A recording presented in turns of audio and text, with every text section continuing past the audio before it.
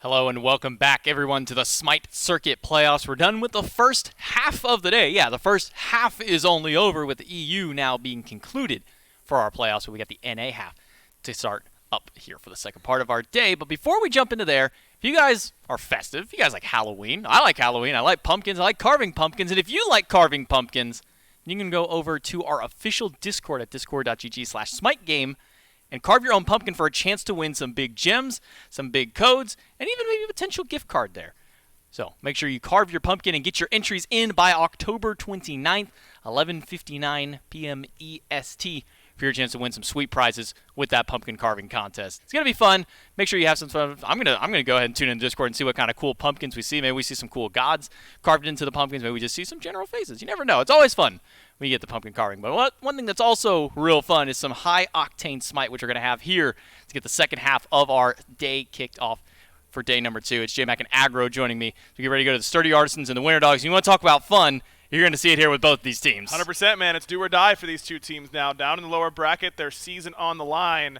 And both these teams probably a little bit upset about being here. I mean, Winter Dogs, top seed, get upset by the number 4 seed coming out of the SEC. And Sturdy Artisans have been a team that have been very successful at this level, had a hard-fought battle up against the Hoofs yesterday. Let's look at the schedule and see what all you missed yesterday and what we still have to go today. And then for the rest of the weekend here for NA, the Winter Dogs, as you mentioned, fell down to Sleekness in the only 2-0 that we've had so far this weekend. The Herculean Hoofs, they get the 2-1 win over the Sturdy Artisans, and that's not why we see Winter Dogs and Sturdy Artisans as our first match. After that, we'll be back on the winner's side with Sleekness and the Herculean Hoofs. The winner of this game has the unfortunate consolation prize of now having to face the loser of the next set between Sleekness and the Herculean Hoofs. And the loser of this game, well, they get home and they have to go packing back, because that's going to be the end of the line here for our second day. This will be our second team eliminated here in the playoffs, and this is a big set.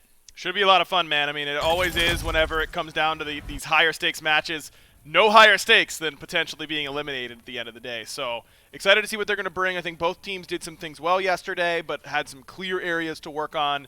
Only one night of prep to prep for your opposition, but these teams very, very confident and comfortable in playing one another. Yeah, Sturdy Artisans coming in here with a sub in the mid lane, Erupt Crimson stepping in this time around for Pagon. They've had to make some adjustments, and they've been able to do fairly well with their new mid laner, and had looked good in the matchup that they did have last night.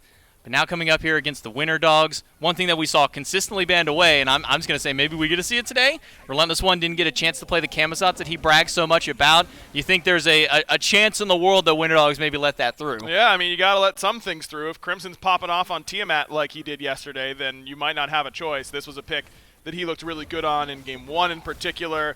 Played it in multiple times in that set, and obviously didn't fall out to a victory at the end, but still had a really good showing. I think that overall the Sturdy Artisans looked best whenever Relentless One was on these Assassins, and by that I mean it was one game where he played the Ratatosker, but we know that he can play the Camazotz, as you mentioned. The Rat is a signature pick for him. He played Cerberus games 2 and 3, and if the game plan is going to be to get him ahead, then I just like him with these playmaking Assassins in his hands more so than the Guardians. Things like the Ratatosker that you talked about. We've seen some Thor Assassins previously in the solo lane, maybe not here at the SEC level. The Camazotz, namely the one that consistently got banned away from him. Even Sino had quite a few respect bans thrown towards him, namely that E-set was one of the common bans we saw, and especially in those first 2 games of that set. Absolutely, but when he did pull it out, didn't end up looking that good. Maybe it was a little bit more composition-based than anything else, but that's the problem, I think, at times for a team like the Sturdy Artisans that are so creative and so willing to do all these different things. Sometimes you get a little too caught up in that, and you have to try and find what is going to be best in that moment, not necessarily just the coolest in that moment. Well, we do have Erupt Crimson himself standing by for our pregame interview. We'll throw it over to Dave so he can talk to him. That's right. Crimson, the birthday boy, joins me here. First of all, happy birthday. Thank you. Second of all, are you wishing for your birthday that Sino will not play Scotty Jungle, or are you hoping for a win here and that's it? I did say that for my birthday present, I wanted him to pick an assassin in 2 games today. So if it does go to Game 3, no promises, but the first 2. Got it. The first 2 will be assassins. Yes. Did he agree to it? That's the big question. Maybe. Yeah, maybe. We got to keep things up. We got to keep things a little under wraps. So maybe Scotty. Yeah, if you're playing Winter Dogs, you might be picking Scotty Jungle. Watch out. Look, the desk mentioned it. Slotting in for Pagon here this weekend, you think that you've meshed with this Sturdy Artisans team pretty well? Yeah, I think so. I mean, mid is kind of an easy role right now. You just farm and wait till late game, and late game team fights are pretty much the same regarding any team. So yeah, there's not much of a difference. And on the desk, we talked about it a little bit. We feel like NA is such an interesting region where we have to assign seeds to all these teams, right? But it feels like everyone can kind of compete with one another. Winter Dogs technically the first seed here in this tournament. Do you feel like you guys match up pretty well with them? Yeah, I'd say so. I mean, yeah, seeding, I mean, especially because I'm coming in as a sub, so I didn't play against these teams in the standings, so every team just kind of feels the same to me. So yeah, I'm not thinking like, oh, they're the #1 seed. So Right. yeah, I mean, feel confident. All about putting on your best performance, especially on your birthday. Crimson, I'll let you go get ready. Happy birthday. We'll go back to the desk to set up the set. Make sure if you haven't already in chat, throw a nice little happy birthday over to Erupt Crimson, wishing for his team. Well, I guess specifically wishing for Sino to play Assassins. We'll see if that wish comes true, and maybe also a win for Sturdy Artisans. They're going to need it going up against the Winter Dogs, a very talented team with a lot of high tenure in their times here in play. Absolutely, a lot of names that you should recognize from their time in SEC past. I mean, guys like Benny Q, Wowie, these guys have been around for sure and had good success. Aquarius over there in the solo lane, who played really well in the SPL as well. I think that this Winter Dogs team, when I watched them play yesterday, obviously they had a last-minute sub as well, not having Gamma over there in support, and instead was Sybil. And I don't know if that was a switch-up. I don't think Sybil played poorly. You know, I don't think that you can just point at the support play and go, oh, this is the reason why it didn't go super well. You can just only look at the results and go, yeah, the duo lane did not perform to their standard yesterday. And so that's where I'm going to be looking today. You know, can this duo lane of Ionic and Griff, who had a pretty explosive lane, I would say, up against Snoopy and Gino yesterday, sometimes good, sometimes bad, can they really dominate this duo lane from the Winter Dogs? Because, as Krim said, I think it's pretty easy to jump in as a mid laner on a new team.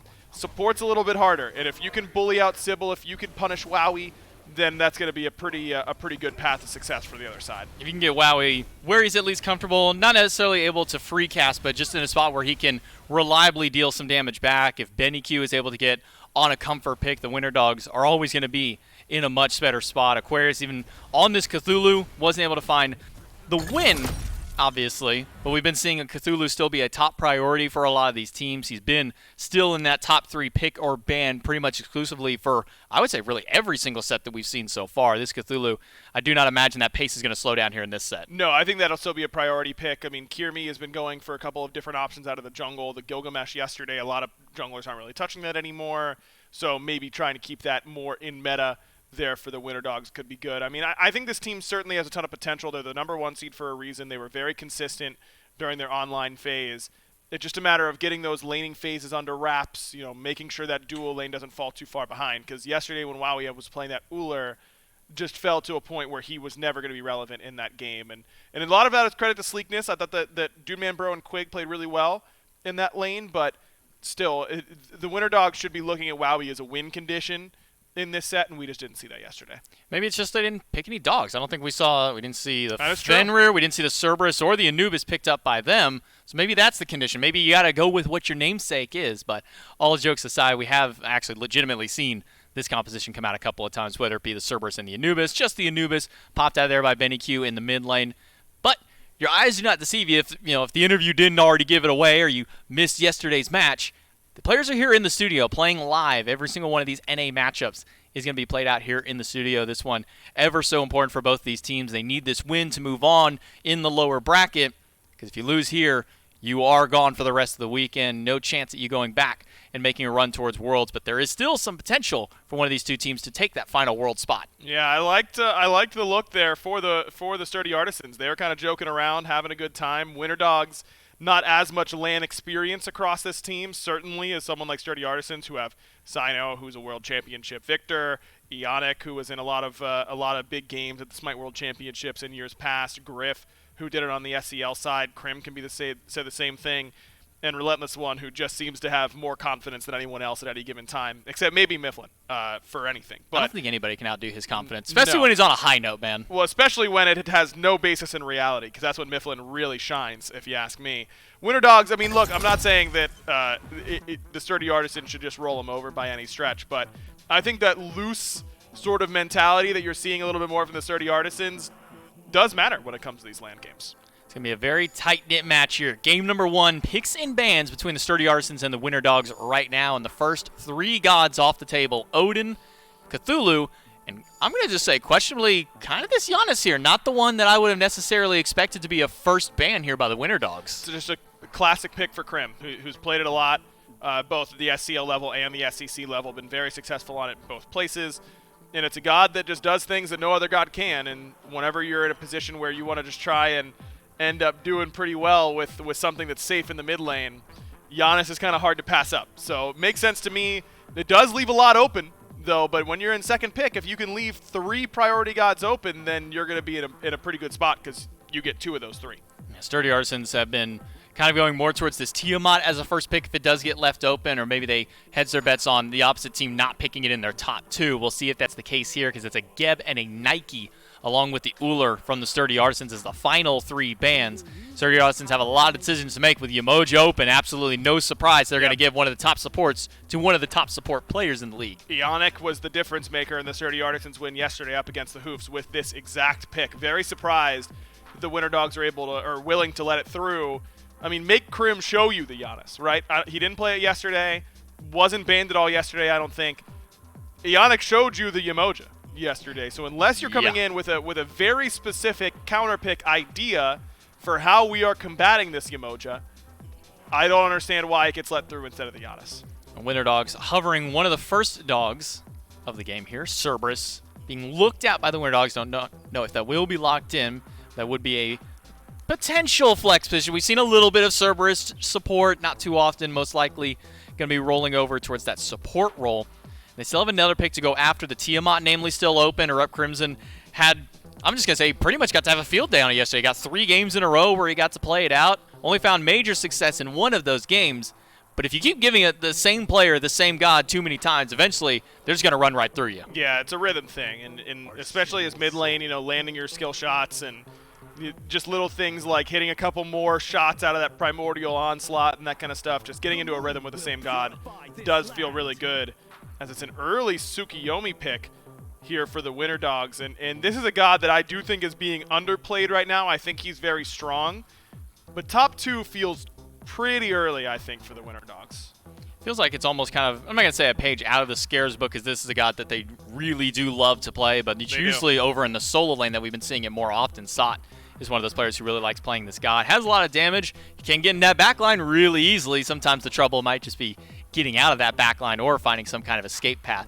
Picks go back over towards the Sturdy Artisans. What will their next picks be? They can grab their mage here. Tiamat is still open. Crimson played it a lot yesterday. I've already said that, but I've got to keep stressing it that Tiamat is just open. He played it a lot yesterday, like you said, and looked pretty good on it.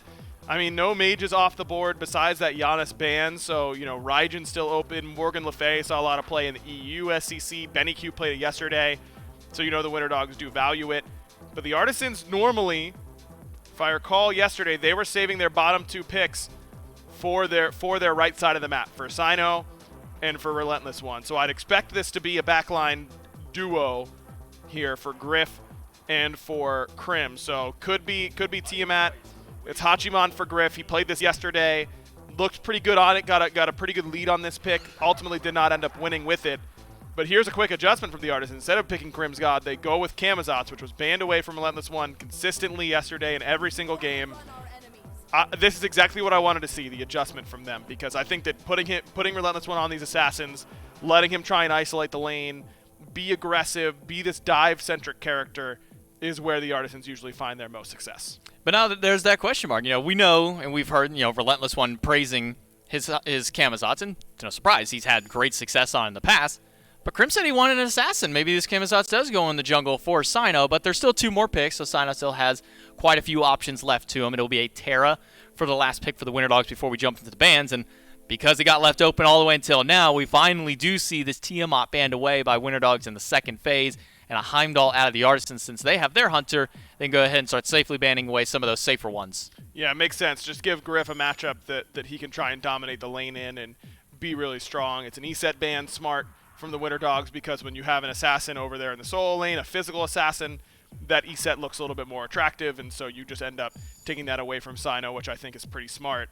Interesting that it's not double Hunter bans, not taking away something like Ho Yi or Rom. Those are some of the other gods that we've seen after Uller and Heimdall fall off the board, but instead electing to take away this Morgan from Benny Q, which makes sense because he's got great transformation options between the Tsukiyomi, Terra, and Camazotz. Maybe thinking that if they did leave that up, that'd be something he goes to before they had the option to take that for himself. So Morgan and Iset, the last two bans, a couple of mages banned away, one for the mid, one for the jungle, as I do have to stress that.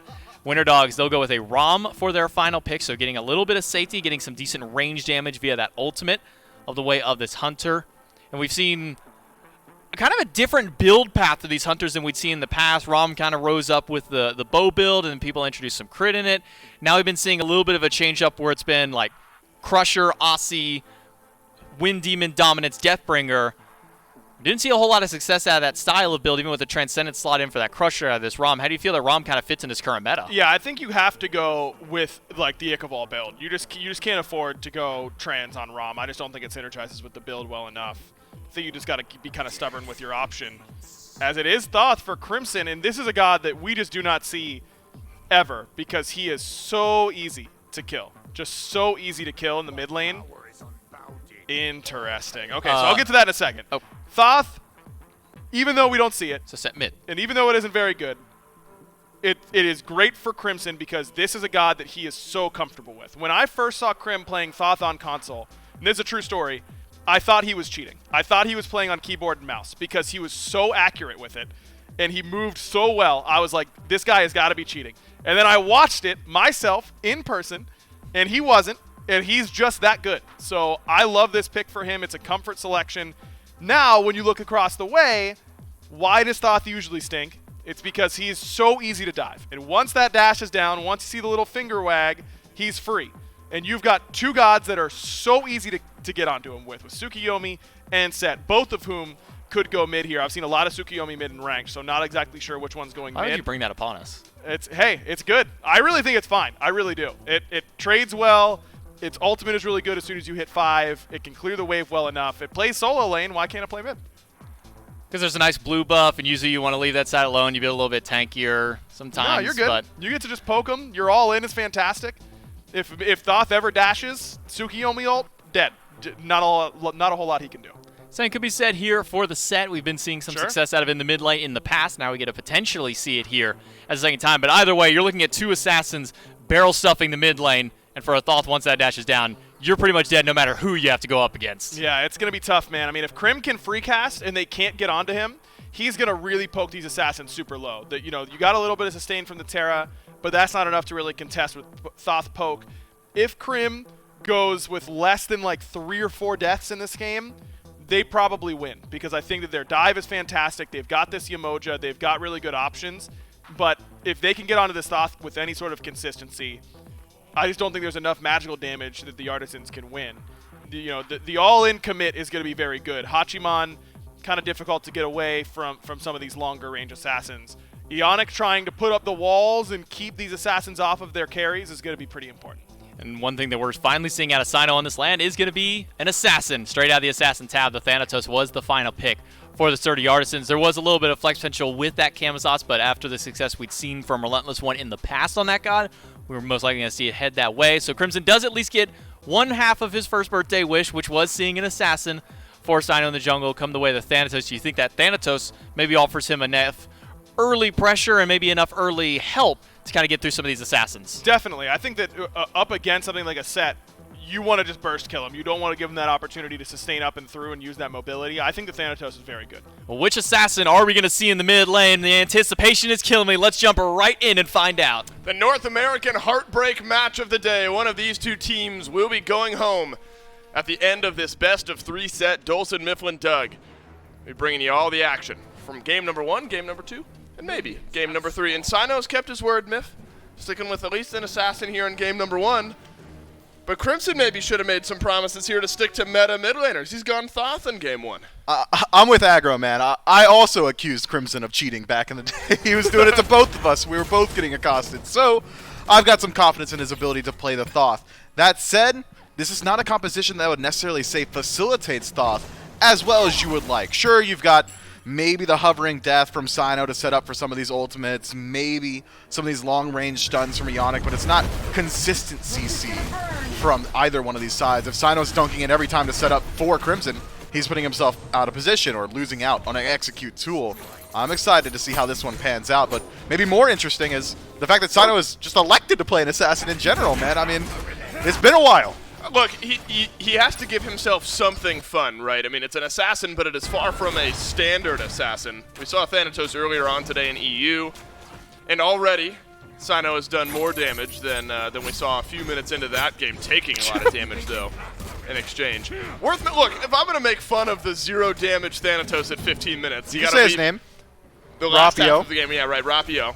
The last half of the game you have to consider where you got a quadra kill, got a penta stolen away, and it looked good, right? That said, it feels like Myth, the power curve of this Thanatos pick is a little better suited to early on. Agreed. If Sino drops 0 damage at 15 minutes, I'm going to put him on so much more blast than I did Harapio. He's already got a little damage, right? Okay, well, if he's not surpassing 6, 6, 7 by 10, I'm putting him on blast, full stop. I've got a better relationship with Sino, so I think I've got the leeway to do that. My favorite thing was Aggro and Sino met in the hallway prior to Sino walking back into the player booth. Good damage trade here from Kirmi, but he is level 2. Does have the assistance of Seth. Good blink. Benny Q, Aquarius here as well. Sino waits out the blink, blinks on over, but he turns around the silence. Can you win this trade? No, you can't. Benny Q will grab first blood, and now Sino's on the run, and Sino doesn't have blink. So it's the damage connecting. The slow is there from Kirmi as well. Should be a kill from Benny Q. 1 of the 3 has got to get it. Crimson nearly throws his hat in the ring. Come up empty-handed in a 2-kill swing for the Winter Dogs. If Benny's skewer comes up, he might actually have the ability to put in a little bit more damage. Not enough with Bluestone starter, but Crimson, regretting the fact that he decided to show up to that fight late or at all, losing out on about 80% of his HP. Sino as well. Passed perfectly, still gets punished. Decent damage here from Crimson as well. Okay.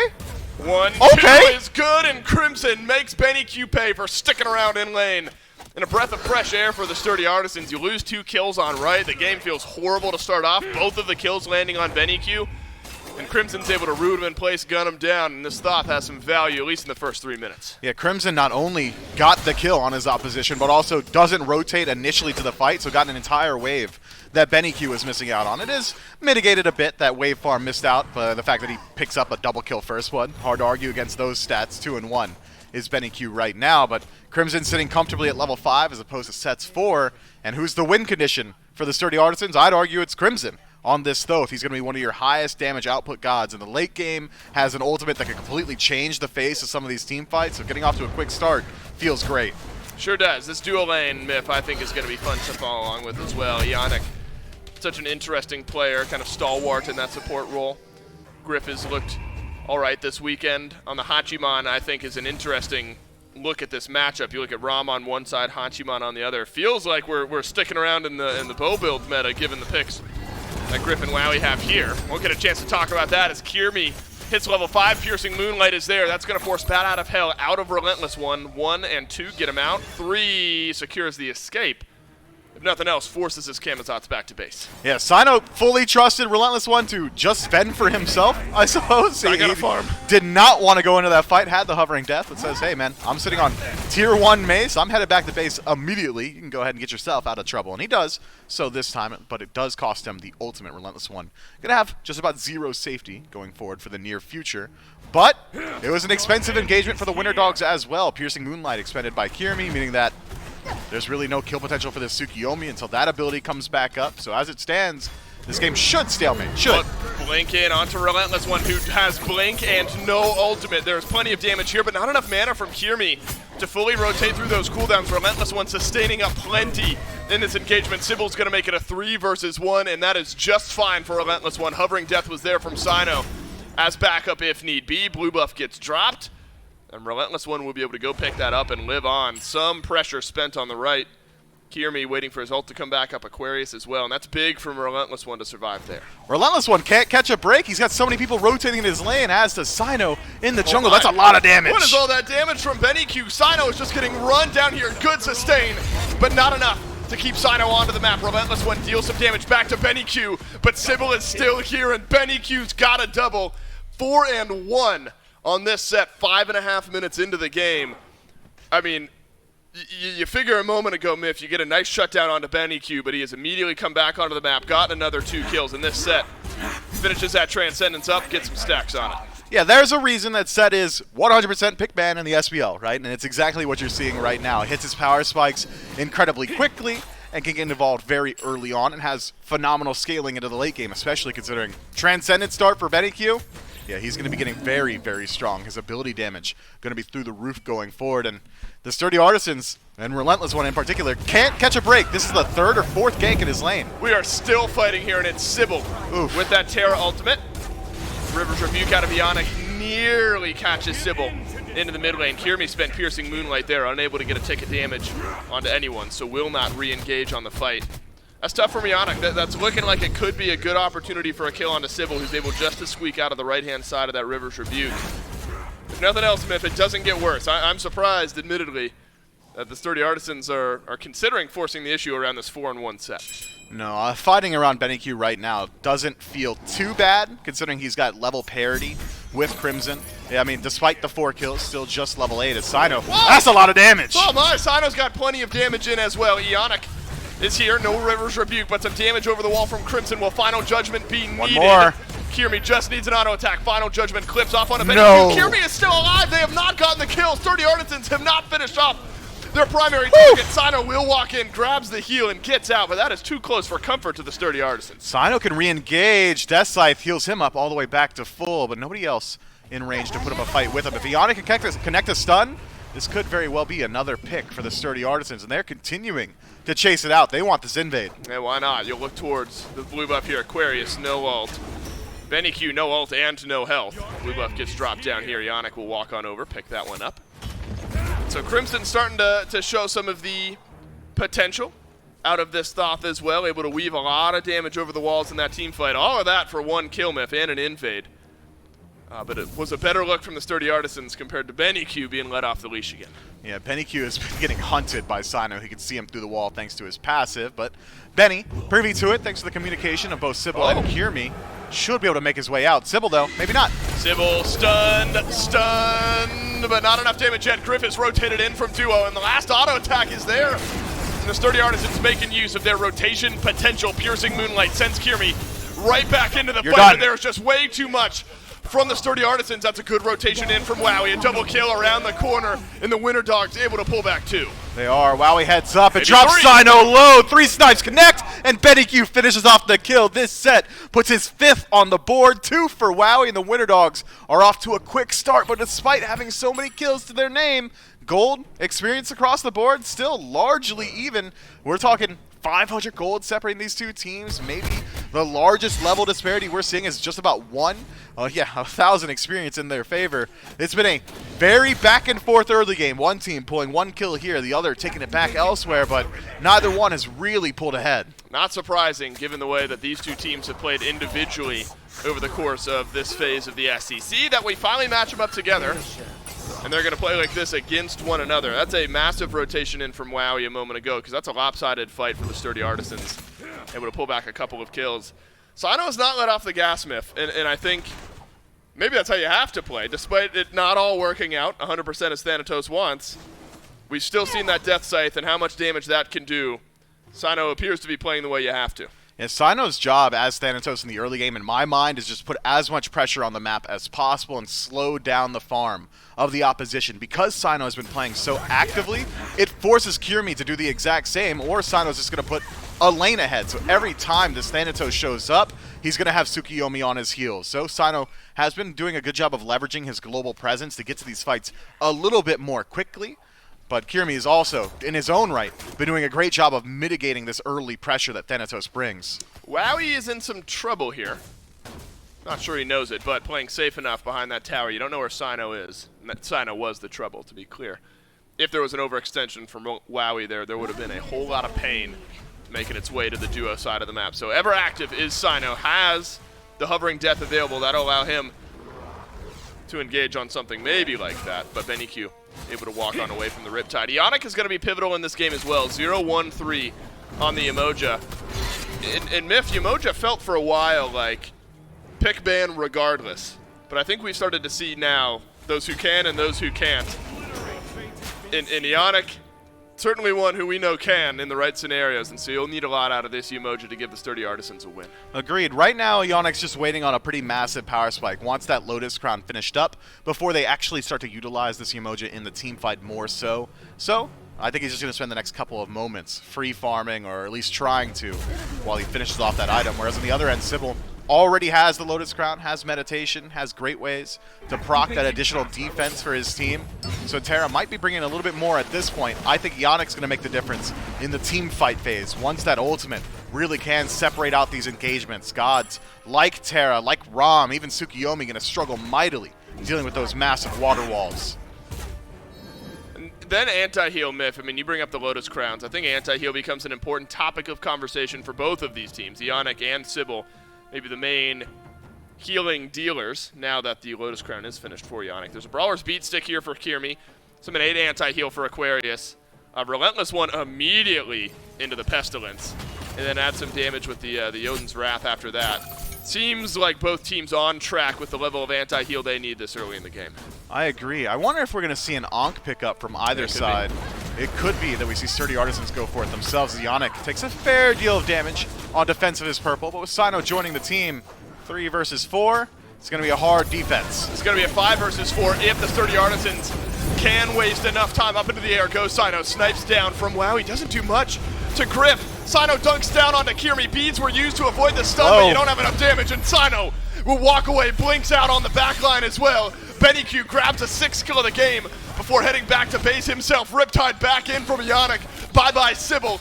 And now Relentless One in the Bat Out of Hell will help Sino set up big silence, big fight. Sturdy Artisans all but get a DSI. If Sino gets that kill, he survives, but he does not. So Aquarius credit for the kill this time. And this Cerberus on the retreat should be able to work his way out of there. Aquarius last one in, and he's going to stay standing. But Bust, just by rotating in, just by shutting down Sino, stops the Sturdy Artisans from going for this gold free and pushing their lead a little bit further. So the separation has stayed the same, but trades hands after this team fight. Was about 500 gold in the lead for the Winter Dogs. No longer. That's the Sturdy Artisans lead now. Yeah, small things to look at here after a fight like that. Both actives down for Benny Q. Aegis, Beads offline for the next 2 minutes or so. Same thing can be said for Wowie. Beads gone from Kirmi.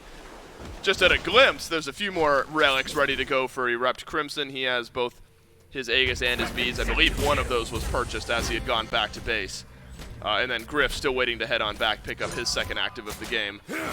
So Crimson, there wasn't much use for the Beads in that fight. Kind of just got jumped on and deleted. But at least for the next couple of minutes, maybe an advantage in that department. Specifically, eyes need to be on Sino. If you can find some pressure towards Benny Q, then maybe that's an area where you can start to convert some of that potential into gold on the map. Benny Q, fully stacked Transcendence now. Myth Bluestone was the start, and then Serrated Edge on the set immediately after that. And so you're piling up the damage early, and maybe no surprise why we see him towards the top of the damage charts. Yeah, just a ton of power right now for Benny Q, as well as that additional movement speed from Serrated Edge. Going to help him close gap onto some of these priority targets. It seems like Crimson has been that target more often than not, and I don't expect that to change anytime soon. Once Kirmi and Benny Q start working together on these dives, Set goes in, Piercing Moonlight from Kirmi to chase out as well. Crimson is going to have a very tough time surviving these team fights. Gonna hope that Ionic has enough defense and healing to keep him alive throughout all of that, and now that he's finished up the Lotus Crown, should help out a fair bit going forward. Meanwhile, on the other end, we saw what Sybil was able to do throughout the entirety of that team fight, actually separating out the Sturdy Artisans very well, diving deep on his own, utilizing the passive Bulwark of Hope to survive even longer than we had expected. Everybody's very tanky. Yeah, unique pickup there for Sybil. It's going to be difficult to kill off this Terra. Not difficult to kill off the Pyromancer, but you're trading that for the Gold Fury. So the kill trades have been pretty even. Wowie is up in the sky, though. Will it be delayed enough by the Sturdy Artisan? Snipes weaving their way in, but just out of range is the Gold Fury here. So it looks like the Sturdy Artisans will grab this one for free, and for free it is, and then they get the ultimate out of Wowie to boot. So little spike down in gold, immediately spiked back up. So beneath 1,000 gold is the lead for the Sturdy Artisans. But they are eyeing this purple buff. Wowie without the ultimate's got to play careful here. Aegis just now comes back up. Purple buff gets dropped. And the Sturdy Artisans able to take away more of the left side of this map. A chance to take away the life of Kirmi, who has used the Aegis Third swoop from Relentless One. That would have been an aggressive swoop in if you spend the third one underneath that tier 2 tower. But Relentless One now with no escape. He falls first. He does. Just a little bit overconfident in his damage output there. Kirmi was not really under much threat, as you said. Even if the Relentless One does use that third swoop, it's not going to find him the kill and instead put him in even worse positioning. So the Winter Dogs maintain their lives and trade out objectives, picking up the Pyromancer.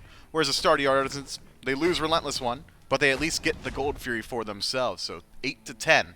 16 minutes in is where the game currently stands. 100 or so gold separating these two squads. Experience largely in favor of the Sturdy Artisans at this point, I believe, is what I was going to say. It's maybe just a net wash, as there's a couple level leads for the Winter Dogs and a couple level leads for the Sturdy Artisans as well. This game is as close to dead even as you could be at this point.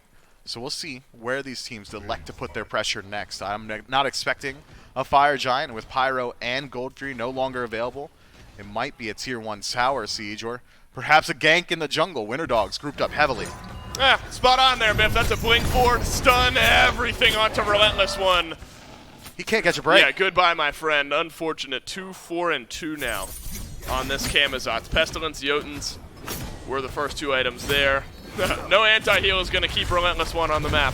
It is a tier 1 tower on left, plus a tier 2 and a kill over on the right. That's a trade the Winter Dogs just fine with. They might actually head straight for the Fire Giant. There's two members that just showed themselves from the Sturdy Artisans. Griff is over here. On the left-hand side of the map, 4 stack. Yeah, pull that Fire Giant. Who's putting the defense up from the Artisans? It's just Sino in range. Sino close by. Does he immediately walk towards the FG? The answer is yes.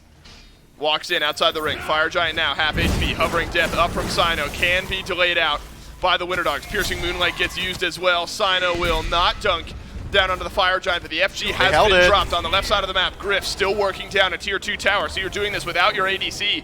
If you're the Sturdy Artisan, Sino, no good on the silence. Wowie, good on the snipes. Benny Q with his 8th of the game. And sure, the Fire Giant's been delayed. But what can you get if you're the Winter Dogs? You've gotten a kill. Can you delay the backs long enough? The Sturdy Artisans have a look at a Phoenix. They've been able to pepper some damage into it, but not enough to actually drop it. Sybil and Benny Q now on the receiving end of this chase. Relentless One and Eonic trying to create a little bit more space. I thought maybe we would see the Winter Dogs try and coin toss it with Sino in the air. I thought they had a much better odds at actually confirming the objective over a hovering death, but instead, Sino able to elongate that fight, buy them a little bit of time, and have the Sturdy Artisans take out that tier 2 tower on left. The tier 1 went down as well, and the gold has swung now slightly in favor of the Winter Dogs off the tail end of a good team fight for them. Experience as well, but 18 and a half minutes, yeah, this is paltry sums. Yeah, call this even, especially with the way that these teams play. They could be a 3,000 lead, and we're throwing caution to the wind, fighting into it regardless. 4,000 or 5,000 with the way that some of the North American teams like to play. It looks like Titan's Bane for Benny Q is going to be the next pickup. This set is going to absolutely swing. Only the 1 level lead, though, over Erupt Crimson, who's been able to farm up just fine. So KDA-wise, Benny Q, far and away ahead of everyone else in this game, Myth, but item-wise, we're starting to close up that gap there a little bit. Still feels like this set might be the biggest threat. He is. Not only is he one of the largest divers on the side of the Winter Dogs, but he's also got some surprisingly good objective secure with his Terracotta Soldier as well as the Skewer combo. So make sure, if you're the Sturdy Artisans, that he's fallen down in these coin toss situations where it might just not be a coin toss. I think the only damaging ability that Sturdy Artisans have that can match what he's bringing is Erupt Crimson's ultimate, which is got some pretty decent range on it. Could play steal potential here, but the Winter Dogs, I don't think they're going to leave it up to a coin toss. We've seen immediately what their response is to anyone that shows face around these objectives, and it's W key. Kirmi actually using Piercing Moonlight immediately on Sino the second he saw him in the last fight. Relentless One into the mid lane a little bit quicker. Aquarius over on the right side. That's a nice double stun from Got the Sybil. dash. Got the go button, then a triple root. It's a massive fight from Sybil. Big damage down onto Erupt Crimson. And the Aegis will save his life, but it has taken way too long to kill off this Thoth. Griff finding the audio attacks in the backline just fine. Crit rings out onto Aquarius. Relentless One doing big damage to the health bars elsewhere in this fight. This fight damn near close to even. A double kill from Aquarius on his rotation back through. Eonic is low in this fight as well as Sino. Griff avoids the stun with the beat. Sino blink back through, finds the silence, finds the kill. then the Sturdy Artisans tilt the scales. Wow, he in some trouble now. Lost the 1v1 to Griff in the middle of the team fight. It's Sino. Tries his odds in the 1v1 against Aquarius. Oh, no. That's close, but Aquarius comes out ahead this time. That is a 4-for-3 trade, and the Sturdy Artisans, God. they maintain the duo. God, even the fights are close. We had a one kill difference in all of these fights. No, we're refusing to pull far ahead in the lead. The gold lead is still like 500. It will grow a little bit here as the Sturdy Artisans take down this Oni Fury. And that is a wild fight. And I guess, Smith, when you're in a team composition, in a team fight, where you've got the sustain of Ionic, you got the Lotus Crown, Aquarius, no good at stealing away the Oni Fury, but grabs another kill. 4-for-4. So you want to call it even. It's a 4-for-4 fight at the end of the day. Plus an Oni Fury that gives the Sturdy Artisans the edge. But this sustain has just drawn out these fights for so long. Ionic was huge there. Sybil as well started off that fight so well. Then Crimson doesn't immediately die. I mean, a game of numbers there, but the healing numbers may be the most important. But considering how that fight started, I'd say the Sturdy Artisans come out much better than they should have. That was Erupt Crimson getting caught out by Sybil's stun mid-dash, and immediately is able to extend his life by about 10 seconds. That's way longer than I thought. Over to the Gold Fury. No, that's a Fire Giant. That's a big one, Dave. Half health on the FG. Up in the air is Sino. Benny Q is low here. If you can get the set out of the fight early, that's great. Wowie up to the sky to trade out with Sino. Sino chasing down the back line. Sino will not win that engagement. Benny Q stays alive. Wowie down from the sky. Griff dies on one side. Sino dies on the other. And now this FG feeling a lot more easy, but Relentless One, full HP. Kirmi, the opposite. Final Judgment from downtown. That gives Crimson and the rest of the Sturdy Artisans an advantage. That right there, that's why we all said that he was cheating on the Xbox, okay? Those shots are not easy to line up, and the Winter Dogs now feeling a little bit of that stress around these engagements. I think the Winter Dogs... They're stressed? I think they could have reset there, Dave. I think they could have just walked away. Okay, you're stressed, but they've got Worlds on the line. We're going to Worlds either way. You know, me and you, we're going to be casting it either way.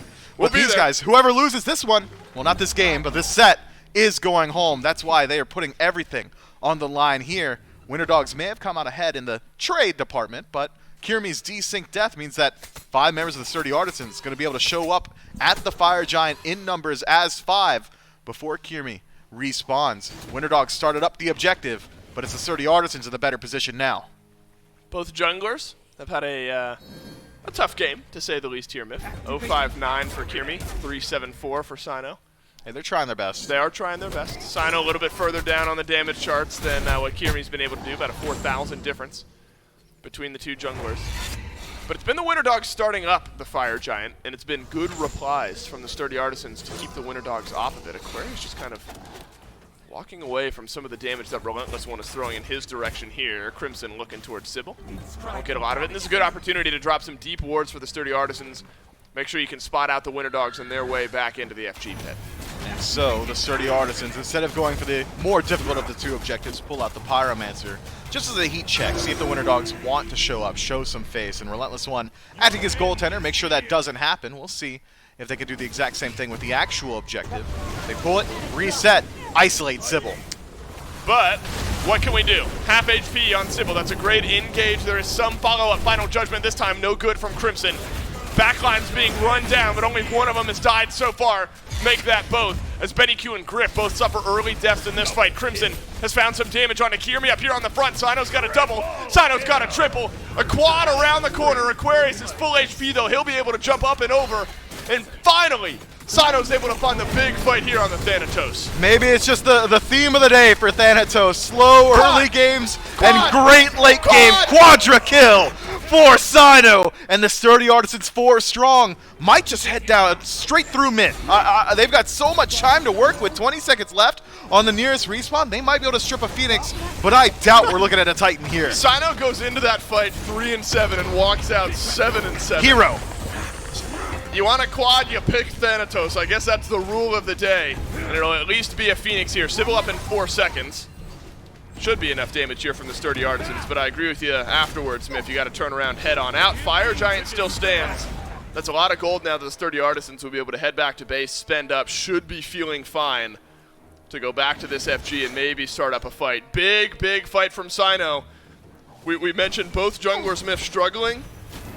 One of the two junglers had a massive fight there, and the Sturdy Artisans better for it. Yeah, 7-7-4 is Sino. Kirmi on the other side sitting at 0-6-9.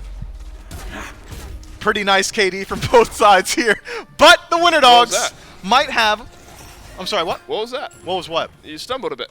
Oh, I just frog in my throat. Okay. Yep. Anyway, Fire Giant should be the name of the game going forward. Sturdy Artisans coming off the back of a nice team fight as well as getting map pressure in their favor. Should have a significant advantage here, but the Winter Dogs are still capable of showing face. They might need to. That's the biggest swing we've had so far in this game. You won't want to go down quietly in game one if you're the Winter Dogs. Fire Giant taken by the Artisans, and all it's cost is Wait, a little bit of Relentless One's HP, half, now to be exact, but this Camazotz has been bloodthirsty, to say the absolute least. 3, 5, and 9, Relentless One has not shied away from just walking into the Winter Dogs a few times here throughout this game. You're going to have a mid-wave pushing in. That'll open up the door here to the right side of the map.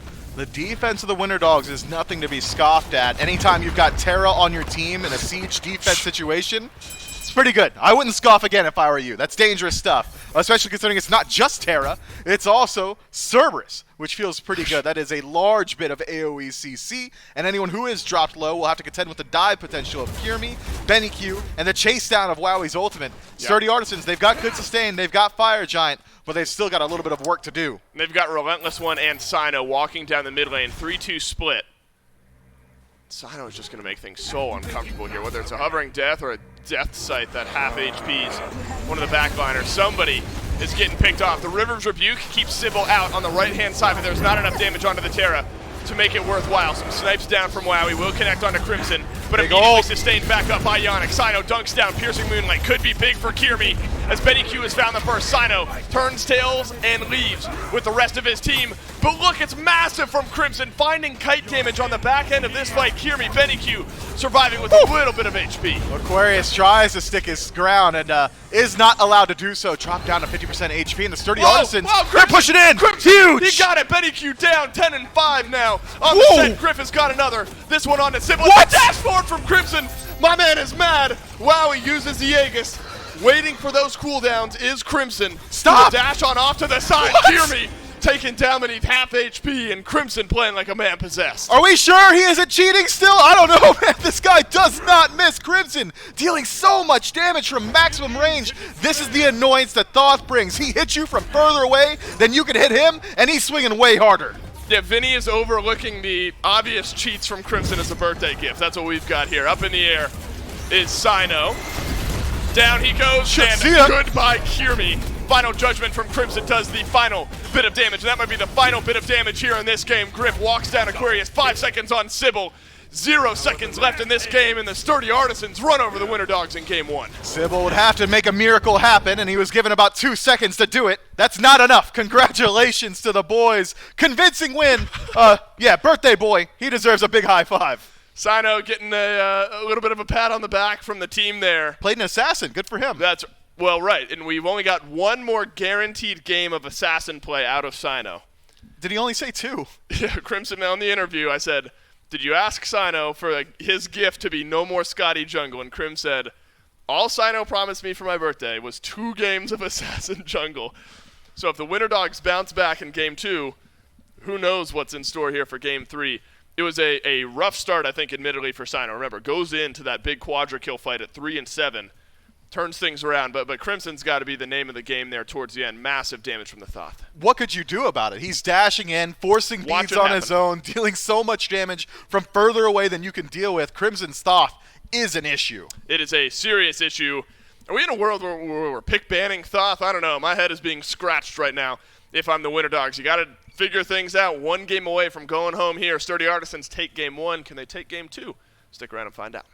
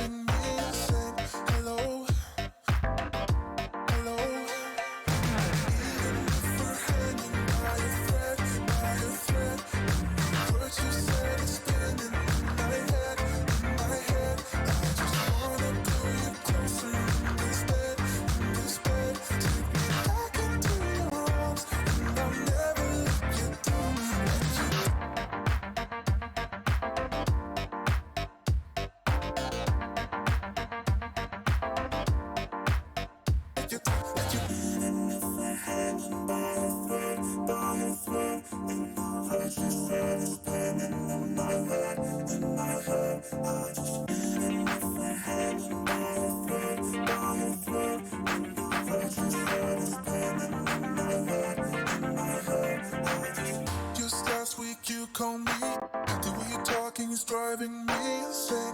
Hello. Just last week you call me. The way you're talking is driving me insane. Hello. Hello. Even if we're hanging by a thread, what you said is spinning in my head, I just wanna pull you closer in this bed, take me back into your arms, and I'll never let you down, let you. Even if we're hanging by a thread, what you said is spinning in my head, I just wanna pull you closer in this bed, take me back into your arms, and I'll never let you down, let you. Even if we're hanging by a thread, what you said is spinning in my head, wanna pull you closer in this,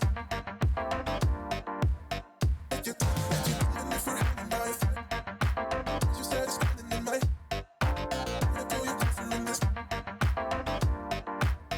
let you. Even if we're hanging by a thread,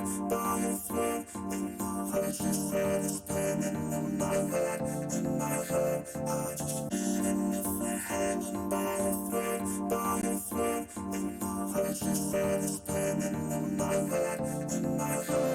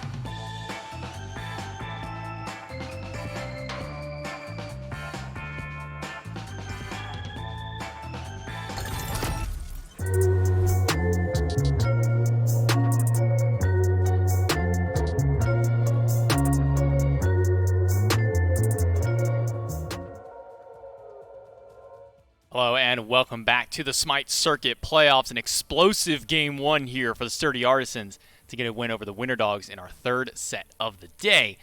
And while Halloween and pumpkin carvings and all that kind of stuff is all fun and games, something that might be a little bit more interesting to some of you gamers out there is the Alienware monitor that we're giving away. We've been hyping it up so much on our SPL broadcast, but now you have the chance to bring one home for yourself. Go over to our SMITE Pro Twitter. It's got all the information there for you to try and get your hands on one of these Alienware 25-inch 240 hertz gaming monitors. Once again, over on our SMITE Pro Twitter, at SMITE Pro on Twitter. It's got all the information for the giveaway you have until, I believe it's the 24th, if I'm not mistaken, to apply for your chance to win that monitor. So go out there and take your opportunity. Maybe I should. Or maybe I don't even actually. I don't think you're allowed to Actually, win I don't think I legally. can. Actually, yeah, I'm not. Nope. Unfortunate. You So can look at all of the Alienware I can look at 25-inch it. monitors that we have. Yeah, you can look at I them. can look at them. I Yep. can watch them as the players get a play on them. Yep, you can do that. But you could have a chance to have one of your own via this giveaway. I got to buy one myself. I want to have one, but that's not going to happen anytime soon.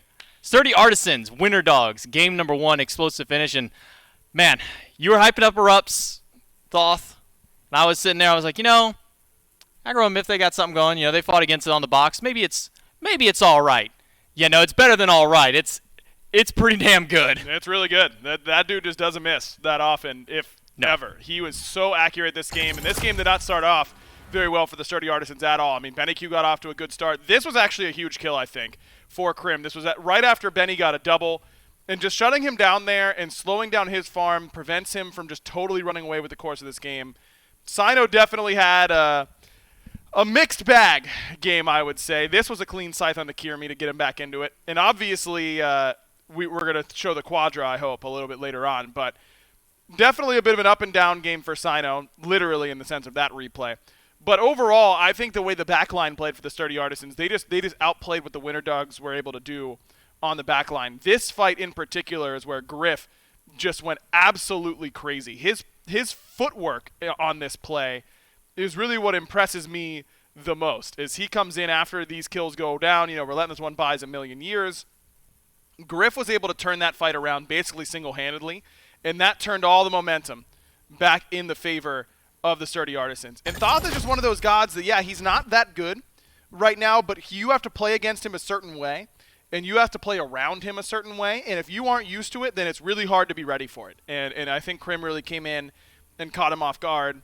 Tough game for Kirmi. I mean, 0-7 certainly did a lot of damage, I think, on the Tsukiyomi. Don't remember where he was on the charts, but felt like he was getting in there and forcing relics and setting up for kills on his dives. But 7 deaths is just a lot to have overall. I mean, he was in a good spot in the player damage charts, but no one was coming close to what Crimson was putting out. Now 24,000 on the mid lane mage, nearly 20k out of Relentless One with this very tanky Canvas. And in that exact same fight where we saw the fancy footwork out of Grip, we saw Relentless One staying on what was probably 3 blood puddles, able to just sustain himself for long enough for Griff to come back in that fight and get some big damage right back out of it.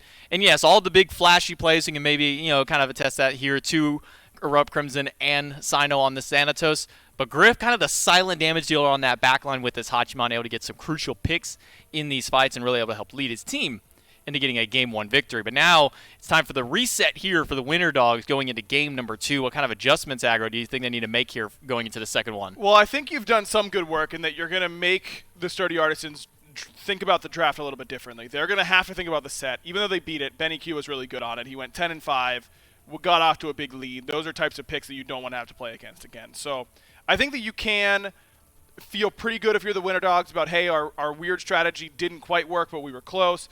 Wowie looked better today than he did yesterday. Thought Aqua played a lot better than he did yesterday. Benny Q did as well. The whole team. I think that you have to take away the Umoja from Ionic. I just can't believe he got it in that game. I think you've got to ban it. And maybe just try and get something that Kirmi can survive a little bit better on. Tsukiyomi is so all in. Once you're in, you're in. There's no way out. Maybe getting him something with a little bit more survivability would help.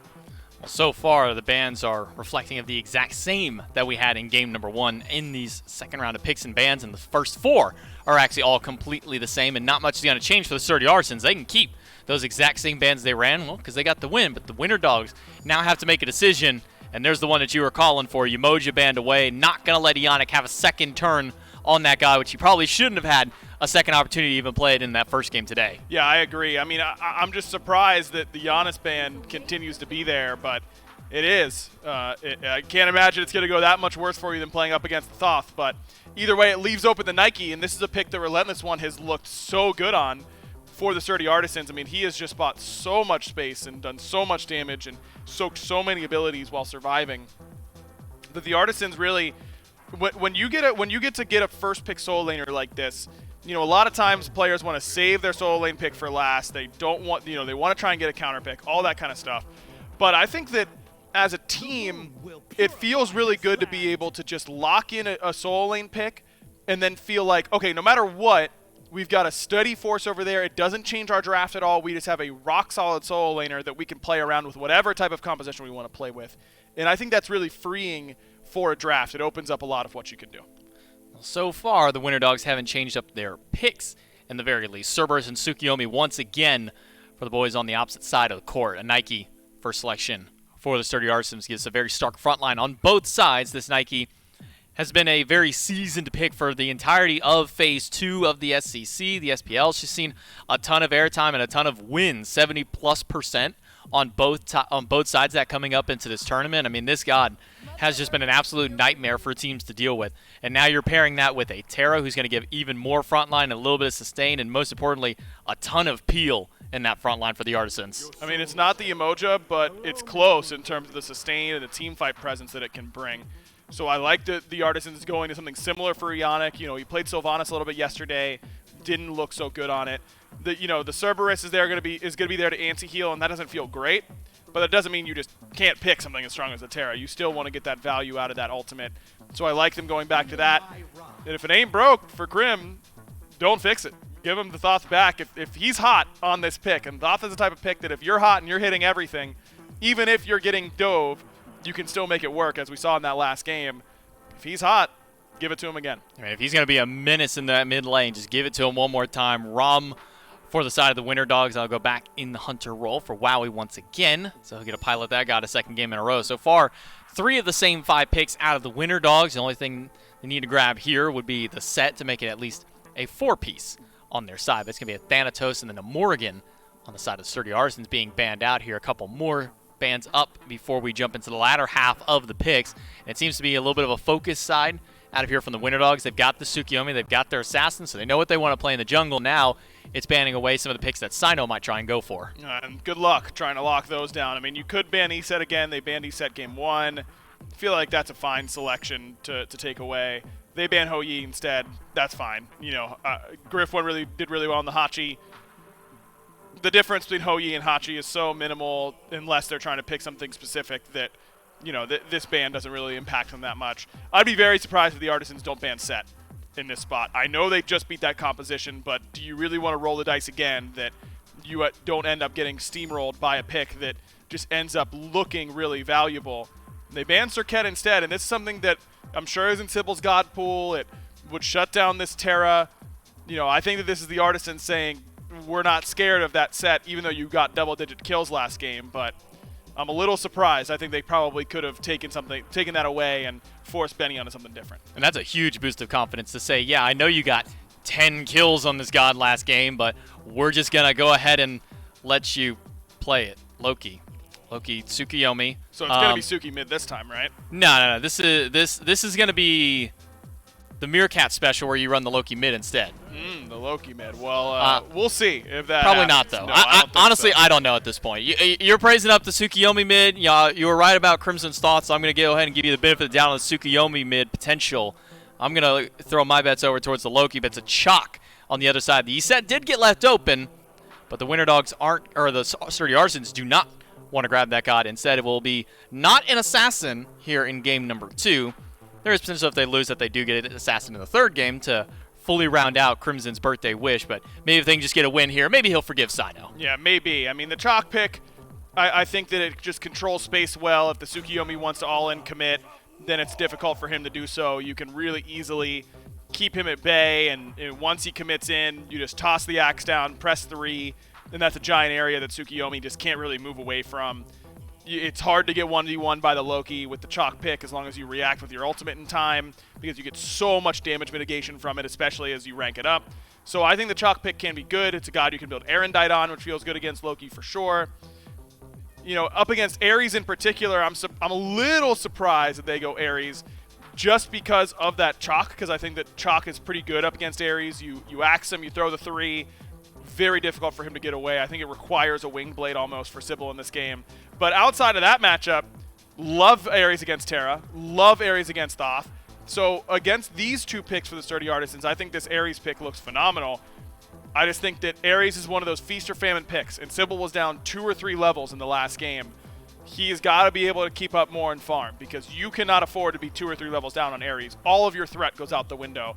You have to stay farmed on this character, and that has not been something that Sybil's been able to do so far this land. Because for that Ares, the tankiness is the name of the game. You want to be able, and you have to be able to walk at their front line. You have to be able to get in that back line and just not die instantly. The protection you get from the bolts of defenses can help you out just a little bit. Sure. But maybe that's not enough if you are 3 levels down, potentially. It's going to be a hard task here for the Winter Dogs. They got to get this win to keep their tournament chances alive and go to a game number 3. If the Artisans win, they move on in the bracket and can send the Winter Dogs home packing. It's going to be a big matchup here with the chalk coming out of the jungle. The Thought that had a great performance last game gets to get to see a repeat that here. Yeah. But I'm still just stuck on where the Tsukiyomi and Loki are going, man. It's got to be. I mean, Loki just can't clear the wave in mid, so it has to be Tsukiyomi. But I think Tsukiyomi mid doesn't do that well up against these poke characters like Thoth, who is literally the best poke character in the game in mid lane. If I'm Crim, I don't need to worry about clearing the wave because I can out-clear the Thoth or the Suki anytime I need to. Every hieroglyphic assault is going right at him because he's got to be in melee range of the wave. Yes, his one clears once he maxes it, but that's a long time before it does. You can send him back pretty frequently, and until he's 6, until he's level 5 rather, you don't have to worry about the ultimate, and the ultimate's the only way he catches you because your dash is long range enough.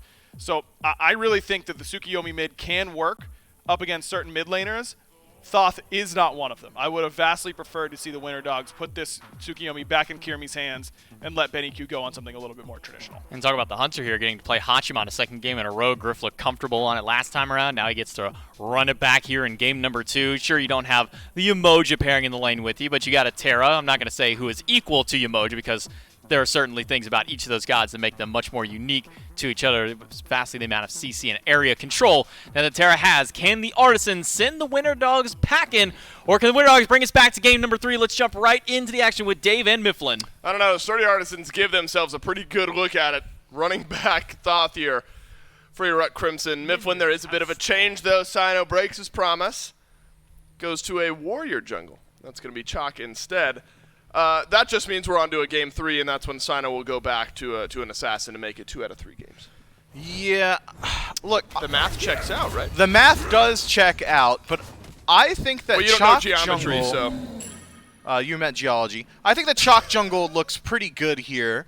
CC immunity to deal with Ares' ultimate. Kirimi probably going to have a pretty hard time escaping after using Assassinate aggressively because giant AoE knock-up and silence means that stealth is going to be super effective. Even Benny Q, an all-in engaged god with Piercing Moonlight, going to struggle against the counter and disengage of the Sturdy Artisans. And it's not just Sino giving his team a big boost in that. It's also Yannick playing this Terra. It's Relentless One, dropping a massive AoE circular slow that gives him a secondary HP bar. I really like this draft from the Artisans. Oh, that was earnest. You know, normally we have to find something nice to say about some of these eclectic picks. But there's actually plenty nice to say about Sino on the Chalk. Crimson misses 1 out of those 3. And so we'll feel a little bit better about his standing here in the mid lane. Hits all of those, though. And this mid lane Thoth is just going to be a nuisance. Ionic chained in place, though. Walls go up, rolled out. First blood. A look at it. Wow, he back towards Ionic. Into the healing goes Ionic and Grip. I think it's first blood. He does. Wow, he finds a kill on the other end. But delayed out enough where the Sturdy Artisans and their Hunter get on the board first. And now Griff's going to get this entire wave to himself. That is a massive boon for the ADC, as well as First Blood going his way. Good decision-making from Ionic to re-engage that fight. I would have just ran away. Yep, 100%. I'm not too proud to admit my cowardice. I'd have walked away. And instead, Ionic says, no, I'm going to walk in. I'm going to utilize my heal to get a couple more auto attacks and apply a slow to make sure Griff does pick up First Blood for himself. So, it is a nice little start for the Artisans duo lane, but Wowie being able to pull back 1 in his own right means that he hasn't fallen too far behind. It's more so the importance of that wave that Wowie completely misses out on. Here's the thing, Griff loads into every game with 1 loss, and that's because he buys a starter item in that second slot. And what a pillar from Ionic! And the wins keep rolling despite the starter item placement from Griff. This dual lane for the Sturdy Artisans in a fantastic spot. 2.5 minutes into this game, and that is brutal for Sybil. You get sent back to base immediately after your Hunter gets back in lane. Yeah, Wowie gets some solo XP now, but it's at the cost of some pressure for the Sturdy Artisans. Well, to Sybil's benefit, he sold out the wave that Griff sold out, so even though he is sent back to base, shouldn't be too far behind Ionic. And this is where I will admit that my math is not strong enough to tell you exactly how far ahead one of these teams comes out. Yes, Geology, not so good here. Griff sitting level 4, as is Wowie.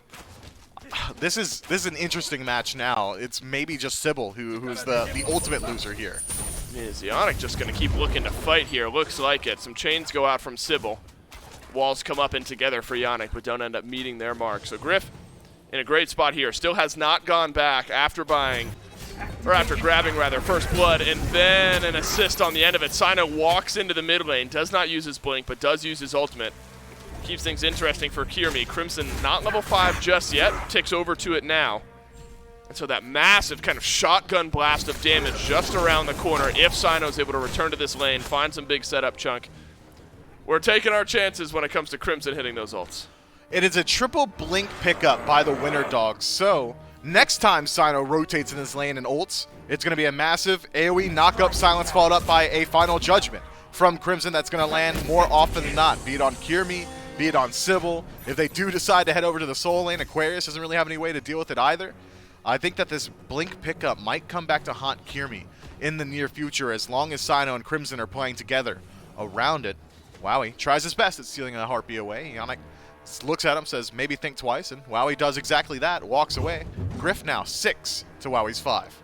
Able to go back, finish up the entire Crusher, so there's just a straight-up advantage item-wise for Griff over here in this lane. You have to imagine that forces Wowie and Sybil into a bit of a defensive position. This next purple buff should be interesting.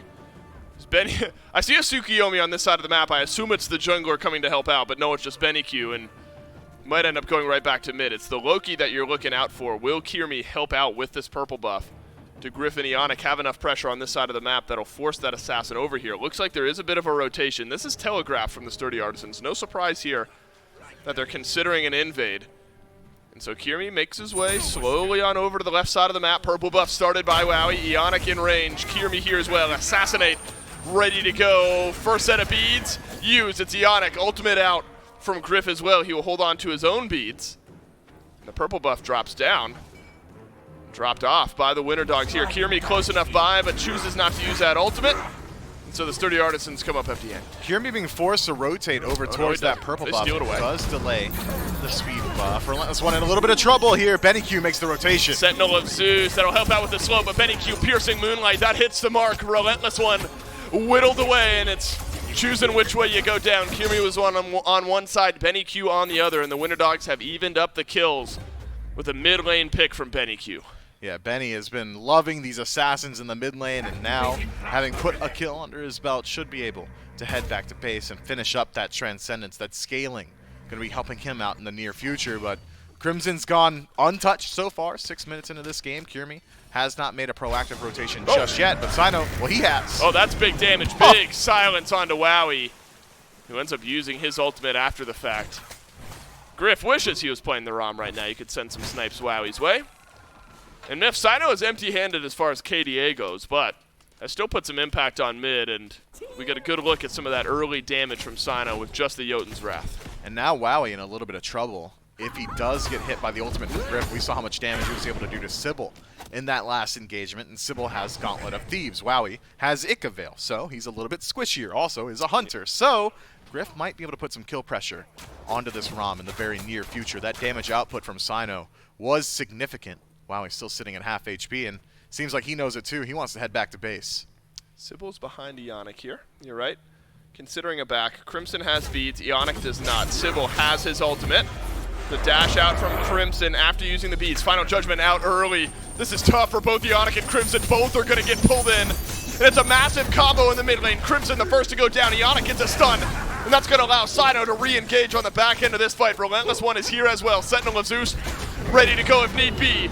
Griff ends up finding a solo kill on the left side of the map, and all the action happening here in mid, and it's Sino starting it off. It's Relentless One looking to finish it. Relentless One does find the knockup, but Sino too low HP to follow up. Can't walk in that no man's land, so instead backs up to utilize some of that healing. Griff's, or Sino's rather, damage in the dual lane does hit pay dirt as Griff finds that kill, and I gotta highlight the attempted play from Crimson. Actually, Hail Mary fires his ultimate into that left side jungle. Looked like a panic ult to the untrained eye, but luckily I'm classically trained, and Sybil was the recipient What do you of that consider ultimate. classic training? I don't know, man. Playing thousands of hours of Smite? Well, there's this designer named Kret, and he taught me how to play Smite. Anyway, Crimson tried to put Sybil in combat to block the blink. Unlucky that he doesn't connect it. Unlucky for Sino. Kiermi just kind of walks him down. Final Judgment, big damage. Does Ionic have enough? No, because the assassinate from Kiermi sends the Loki out into safety, so nearly enough from Crimson there. Gets a nice bit of damage onto the Loki.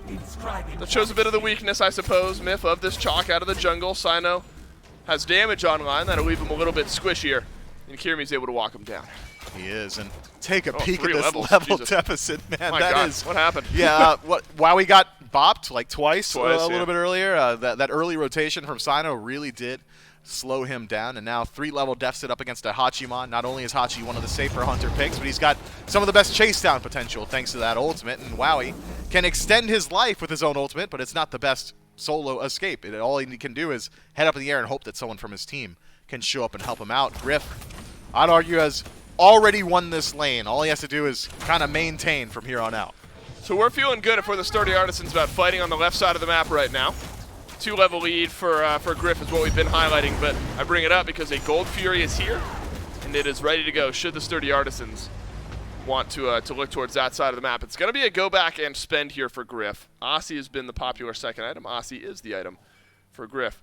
And so, Myth, maybe now we're in a position where the Sturdy Artisans feel comfortable enough with their lead on the left side of the map where you can consider forcing this Gold Fury. Maybe. It's about 1,400 separating these two teams right now. That's not so much, but mainly it's the experience that you're worried about if you're on the side of the Winter Dogs, and it's all on Griff. So if they are able to force a fight or maybe find a solo kill up against Wowie, who is pushed very far up right now, could have been an opportunity to look towards that neutral objective, but instead Wowie allowed to walk away, but not before losing out on 20% of his HP. Red buff will get secured by Sino and Erupt Crimson. So the Chalk has flashed early in this game. A couple of kills in that mid lane fight. Looks like full damage is what Sino's got in mind. Could be some defense later on in this build, but the chunkiness of that damage, I mean, look, it was the long drawn-out kill onto Wowie that was largely set up by Sino, just walking into lane, dropping the ultimate, dropping the axe. So if that's able to connect, especially with Blink, Sino the only one with something other than bees in the first 12 levels. That's maybe where a lot of the engage stands here. Speaking of engage, that's where Relentless One is going to have to come up big here, Myth. You know, you put Sino on something like the Chalk out of the jungle. You know, your ultimate can be important, but that Sentinel of Zeus as well for Relentless One could dictate a lot of these fights. It could, but it's going to be a little while until he can use it aggressively because he doesn't have Blink like Sino does, who goes in, puts a little bit of damage into Sybil, but I'm not sure if this is a kill. Final Judgment might have changed things around. That's maybe Sino dropping the ultimate to confirm the kill, but a rare miss from Erupt Crimson on the Final Judgment leaves Sybil onto the map. Sino holds on to his ult, though. And Wowie's got to be careful here. Plenty mobile, that you're going to be just fine getting beneath your Tier 1 tower, but as a Gold Fury looked at and started up by the Sturdy Artisans, you don't have that big burst damage from Final Judgment to secure it. Sino might need to use his ultimate for that, as Wowie is here. Has the chance to steal away with the snipes. Kirmi drops some damage in the backline. Earthen Fury out from Ionic to start off this engagement, who will dash away. Snipes from Wowie, not needed. Sybil has got the damage all on his own. Piercing Moonlight right back in. And that's going to give Benny Q a front row seat to the back line of this fight. Griff walks on away from the cow drops, and the Sturdy Artisans left scattered. The Sturdy Artisans are low, but Crimson's still healthy enough to remain in the engagement. Relentless One also makes the rotation just to make sure the Winter Dogs aren't actually pulling the objective itself, but how could they with Kirmi as low HP as he is? He's going to have to head back to base before he participates in anything else going forward. The Sturdy Artisans, they were not ready for that stealth approach of the Loki, and in doing so, do give up the defensive positioning around the Gold Fury. But I like the ideology. I like the play there from the Sturdy Artisans. They need to keep trying to establish pressure on this left side of the map because it still is a lead for Griff, but they've been waiting a little while on it, and Wowie's been doing a good job of just keeping his head down and farming. Now level 11 to Griff's 12. That used to be a 4 or 3 level deficit. 3 or 4, yeah. It was bigger, needless to say. So Griff still in a good spot. Not as strong as before. Benny Q has opted for a double stacking start here. Transcendence fully stacked into the Soul Eater. And so, Soul Eater on something like the set is what we are used to seeing, Myth, but instead we're going to hold off, we're going to wait, and we're going to pick up the Soul Eater on the Tsukuyomi instead. It's a pretty decent stat stick. How do you say that so often? Stat stick. You really got to enunciate it. Yeah, stat stick. or don't enunciate it at all. Why not? Suspect item for Benny Q. The Tsukuyomi with the lifesteal Myth and some of that extra penetration in a good spot here. Gonna leave Erupt Crimson in an awkward spot if that Piercing Moonlight's able to hit. Yeah, Soul Eater gives you literally everything you want as an assassin. You've What's got ability Light Seal, you've got penetration, you get a little bit of cooldown as well. Maybe lacking in the power department. It's going to slow you down, but Benny Q already having Transcendence doesn't need to concern himself with that going forward. So instead now, his sustain is going to go through the roof once he's finished stacking that one up. Every time he uses that first ability on a wave, could just about full heal him. And that's something you really want when you're dealing with gods like Thoth on the other side. Erupt Crimson is the king of poke, so that Soul Eater going to find a lot of value. Jump in onto Sybil. Sino, oh my.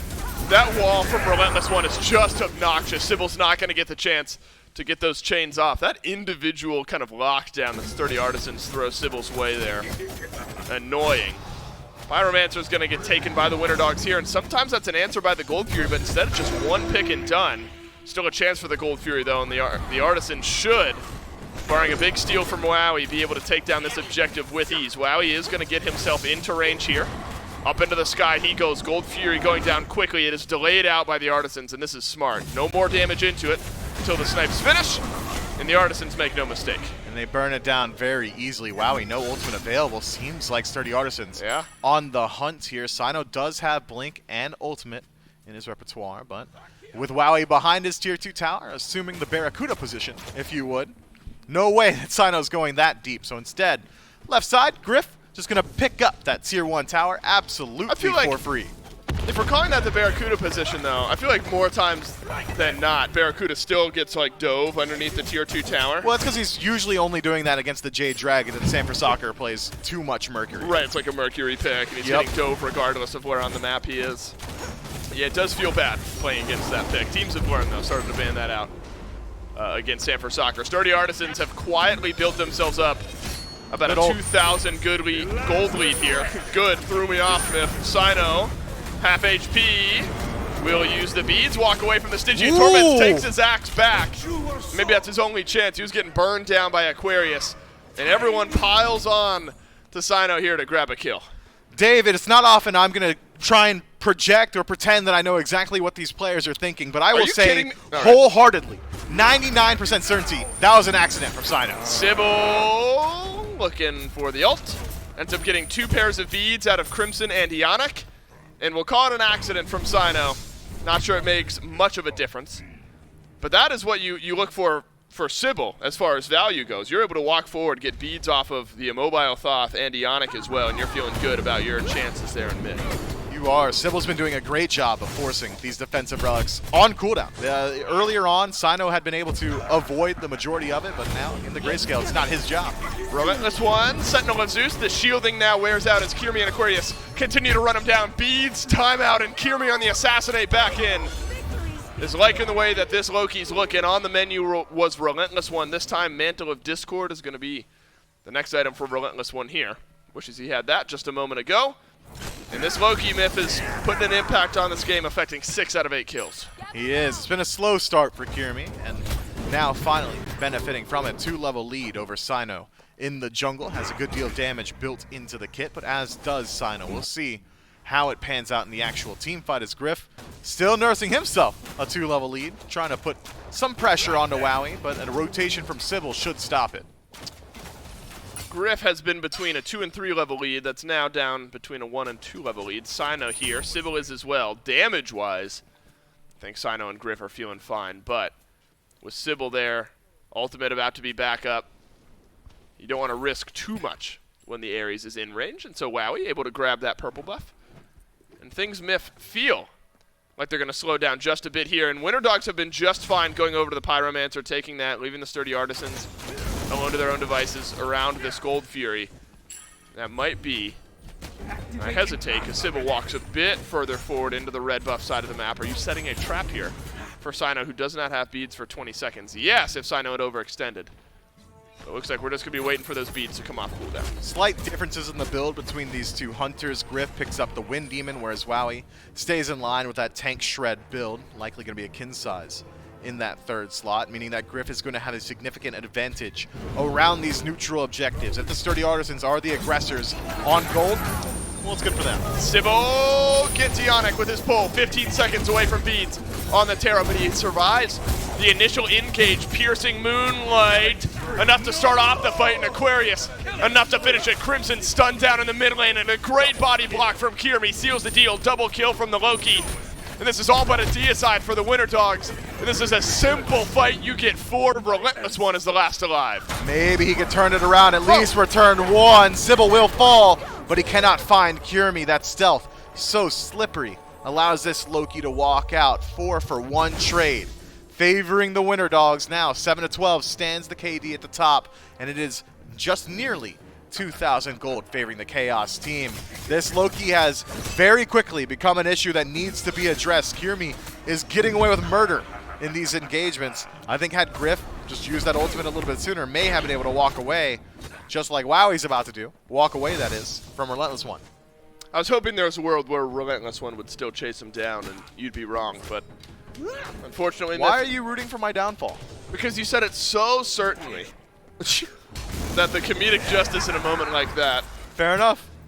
would outweigh the downfall of Mifflin, who's never said anything wrong. So yeah, saying one thing wrong would be a downfall for Mifflin. Look, man, you say 100 things right and one thing wrong, and you're the wrong guy. Right, that's what I'm saying. I don't So want was to be the hoping wrong that guy. would be- You're lucky I'm even agreeing that you said 100 things right. Here's what's right. The Oni Fury is spawned. That I can say with certainty. Okay. The Sturdy Artisans on the left of the map. That's good damage onto Benny Q.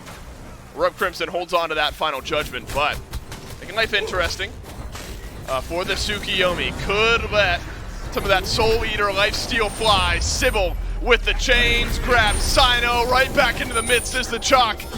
And down one member already are the Sturdy Artisans. Crimson will kite his way backwards, but will not kite far enough. Another fight overwhelmingly in the favor of the Winter Dogs. And the target prioritization is perfect. You burn down the carries, you get the jungler, and somehow, yet again, the solo laner's the last alive. Yeah, Relentless One finds himself the sole standing member of the Sturdy Artisans, but in a position to perhaps put up a defense around this Fire Giant. The Winter Dogs will be pulling it out here. Aquarius spots out the Nike, but it's not burning very quickly.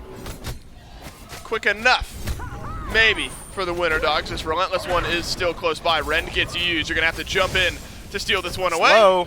And jumping out is Relentless One, and that'll just about do it around this Fire Giant. Benny Q doesn't get it 20 seconds away from the respawn, but the largest lead we've seen here in what was otherwise a pretty close game is the Winter Dogs Smith in back-to-back fights have just controlled things. It is the first down tick you see there about 18 minutes in. Uh-oh.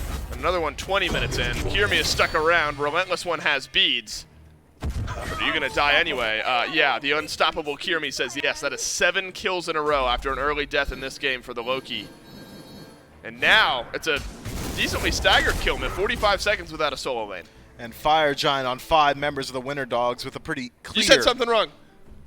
4 members of the Winter Dogs. 4 members. Benny Q no! died. No. The downfall. I'm the wrong guy. It's me. Before my eyes. Okay. Well, I was just trying to make your birthday wish come true, Dave. Yeah, so thank you. I am the wrong guy now. 4 members with Fire Giant on the Winter Dogs. 5 members still standing in Relentless One. Going to spend the next 20 seconds in the grayscale. Oni Fury. Well, that'll make it a little bit easier to start sieging these towers. Now, if the Winter Dogs group up as 5 on the left-hand side, well, they can just rely on their minions to push elsewhere, but that is not the case. Sino is in trouble. Oh man, we have seen this so much. Sino goes back in because he's got Griff here. Assassinate out. And Kirmi by the skin of his teeth stays alive. So the Loki waltzes on out of this one. Sybil has W keyed down what feels like Ionic and Erupt Crimson on cooldown. That ultimate comes up. Crimson and Ionic are burning those beads. Largely successful in taking the beads away has been Sybil so far this game. That's important, though, that Kirmi stays alive, Myth. That's been where a lot of the kill pressure has been from the Winter Dogs. So if he dies, that's delaying out maybe the last couple minutes of this FG push, but now you're able to get to tier 2 in mid, and you have your eyes on the 2 towers on left. Oni Fury starting to work their way through these lanes, and did you just say 2 towers? You've been watching, you've been working on your Lord of the Rings, bud. Is that a Lord of the Rings thing? All right, never mind. So anyway, Kidding. Winter I'm Dogs kidding. pushing down the left-hand kidding. side as Dave has no idea about the Zeitgeist. Ionic, no idea that Loki was my anywhere God. nearby. Oh And, my God. well, he's going to have to pay for that one with his life man. falls down. Kirmi, no. he just does so much damage. That's a Terra. That's a support. Was. 3 items into a build. Yeah, that was. That's a health bar. That's no longer on the map. And that was easy for Kirmi. And so now a staggered death. Luckily, it's Ionic who's levels-wise behind everyone else in the game. So the respawn in just about 20 seconds. But that is a blank check for the Winter Dogs to walk into these towers. Kirmi having a tough time. Tanking up the Phoenix in the mid lane. Rejoins the rest of his team as Relentless One has used the ultimate. If nothing else, the left side Phoenix falls. Defensive blink from Kirmi just to make sure that Crimson isn't able to tag him with a little bit more damage. With that left side Phoenix falling down means that the Winter Dogs have put themselves in that classic winning position. Now, subsequent Fire Giant's going to be easier for them to take, but they've still got an entire minute to play with this one, and the mid Phoenix is weakened. So there is the opportunity for the Winter Dogs to go ahead and try and regroup themselves and try and siege yet again. But in a true 5-on-5 siege situation, I think the Sturdy Artisans still do have a very good defense. All this counter engage, be it the Chalk ultimate, the Terra ultimate, even Relentless One buying some space and time with his ult, the Sentinel of Zeus, applying a slow to everybody. Could make it hard for the Winter Dogs to work their way forward. Luckily for the Winter Dogs, they haven't had to deal with that just yet. Every single time they go into a siege scenario, be it into a fire giant, one of these neutral objectives, or be it into the actual Phoenixes themselves, it's been a 5 versus 4, a 5 versus 3, because they've been continually finding picks on the map, which is a byproduct of their composition. You're not running multiple assassins and not trying to isolate individual members. Absolutely. Kirmi has done that a whole lot. BennyQ's done it a couple of times. Anti-heal has helped out the Winter Dogs as well. Pestilence for Aquarius, double Brawlers Beat Stick, one for Kirmi, one for BennyQ, and then a Cursed Ankh for Sybil. We'll be feeling pretty good for this Ares and locking down not only the healing of Ionic, because that's the obvious healing. Sino's got a lot of sustain in this Chalk kit as well. And then a little bit for Griff with that Aussie and the Cow, especially once it gets upgraded. So we're looking at the next FG, about a minute away from it respawning, as the Fire Giant buff has fallen off. You've got good aggressive warding from the Winter Dogs here. And it's interesting, Myth, because it feels like, you know, you got this long-range snipe ability with the Final Judgment. You want to get Crimson into a position to maybe be able to steal it away. But with how free it's felt for Kirmi and BennyQ, maybe positioning here around your Tier 2 tower is about as good as it gets. Yeah, it's so hard for Crimson Right, to move up here. Assassinate, Piercing Moonlight, very good gap closing tools. And the Winter Dogs, well, they're not concerning themselves with the Fire Giant just yet. They want the Tier 2 first. Ionic wants to fight, and look at everyone from the Sturdy Artisans. They go in, and they've got damage onto BennyQ, but there is no kill. BennyQ lives on. Wowie up to the sky. Rain snipes down, but Griffin Crimson, you can say the same for them in the back line. As Final Judgment flies, Crimson stuns in, and there's the follow-up. Kirmi, Divine now with 9 straight kills, and the Winter Dogs win this fight. They get a kill onto the mid laner. They get a double kill onto the solo laner. Griff left running. Big stun from Aquarius, and the Winter Dogs surge forward. It looks like they'll send us to a game 3. Fire Giant not required, and you don't need to push down that Phoenix either. 5 members of the Winter Dogs in the throne room. In the throne room, and into the ashes of the Titan, the Winter Dogs go. There's something about the SCC. These teams are allergic to 2-game sets. They're also competitive when we go to another game 3 and another game 3 where everything's on the line. We had one earlier on today in EU, and now the Winter Dogs bounce back in game 2, send us to a winner-take-all game 3. I think Quig said it best yesterday during his interview, man. Any one of these teams can take games off of any one of the other ones. It is so tightly knit in the North American SCC. I wouldn't be surprised. I'm going to go ahead and say it. We're not seeing a single, straight win. We're not going to get a 3-0 finals. We're not going to get a 2-game set in these best of 3s. Everything's going the distance for the rest of the weekend. Now, the finalists have 1 game in hand. And so if it ends 3 or 4-1, no. Why are you trying? I'm trying so hard. I got a little taste of it when you said 5 members had the FG and it was So only good, 4. right? And I need to run that back every time I can. The Winter Dogs, they get a taste of victory here, taking the game 2 over the Sturdy Artisans. Game 3, loser goes home. Up next.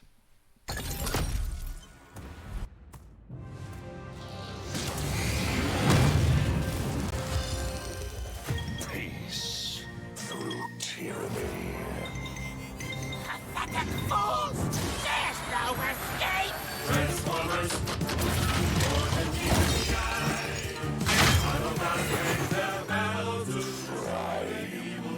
Let's roll out.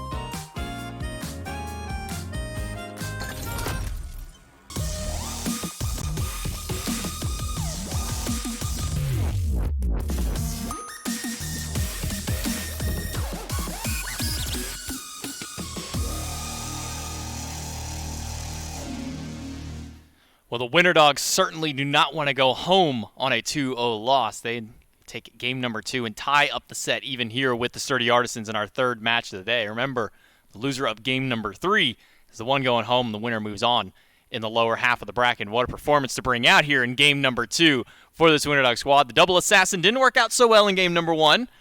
Game number 2, completely different story. I mean, Kirmi just had such a better game on this Loki in comparison to the Tsukiyomi. I mean, it was, 0-7 on Tsukiyomi. Did he hit 10 on the Loki in the kill department? I think he was close near the end of the game. I mean, he was absolutely phenomenal. Benny Q looked really good. Didn't get poked out during the laning phase, which is the concern for the Tsukiyomi in the mid lane, was rotating around everywhere he needed to be. I mean, look, it might be weird to have an assassin in the mid lane, but having a Tsukiyomi on your team is just good. And if you have enough magical damage, and the Winter Dogs did, basically because Aqua didn't miss that game. He didn't miss ever, I feel like, was consistently hitting all his damage. And that was really the linchpin of this comp, is that you need your magical damage dealers to do the magical damage. And not only did Aqua play well, but Civil played so much better on this Ares, was ahead all game, and made it look really strong. An impressive performance from the Winter Dogs. Sybil able to keep his farm up and keep this Ares relevant, and a 13.5 KDA out of the jungler here for the Winter Dogs has got to feel great. Even, I think it was a 9.5 that came out of the mid laner, Benny Q. So these assassins putting up big KDAs, and I will say I believe he did get at least 10 kills, because at one point he did hit Divine, which is that 9 in a row, and indeed he does. 11, 1, and 13 to round out game number 2 there to match what almost actually go a little bit further than what Benny got in game number 1, where he had 10 kills in that first match, even though they did lose game number 1. Still impressive nonetheless from this mid jungle. Right, you're right to highlight Aquarius here. 4-0 and 13 on the Cerberus. On point with these stuns, on point with these big, massive ultimates, and even topping the player damage chart for everybody in the game. This Cerberus, we're starting to get a little bit of a taste why this god is still pretty good in that role. Yeah, Aqua was the difference maker for me in this game. And if you want to try and run this composition back, you've got to try and take that Cerberus away from Aqua, because he was just doing too much, forcing beads, picking people up when they didn't have beads, forcing Aegises because of his damage. It was really impressive what we saw from him. And that's what the Winter Dogs needed. They needed someone to come in and help facilitate these team fights. I mean, Wowie was really far behind in lane this game, and he was just able to play safe enough, got soloed once, but wasn't the end of the world, came into the team fights, was contributing there. I really think the Sturdy Artisans, if I'm on their side, if I'm Griff in particular, I'm like, fellas, we have dominated the left side of the map in both of these games. Let's just play around it. Let's just get there early. Let's continue to go there. Leave Relentless One on his island. He's going to be okay. You know, they're playing Cerberus. Yes, that can invade, but it's not a lot of kill potential. Just play around Griff, because he's playing really well right now. So I think I would just try and facilitate my duo lane, get them ahead, and let them try and carry the game. Maybe try and allow Griff to really be that hard carry for the team. Game number 3, the biggest one for both of these teams on the line. Your playoff tournament chances. Let's hop right into picks and bans for the third game of this set.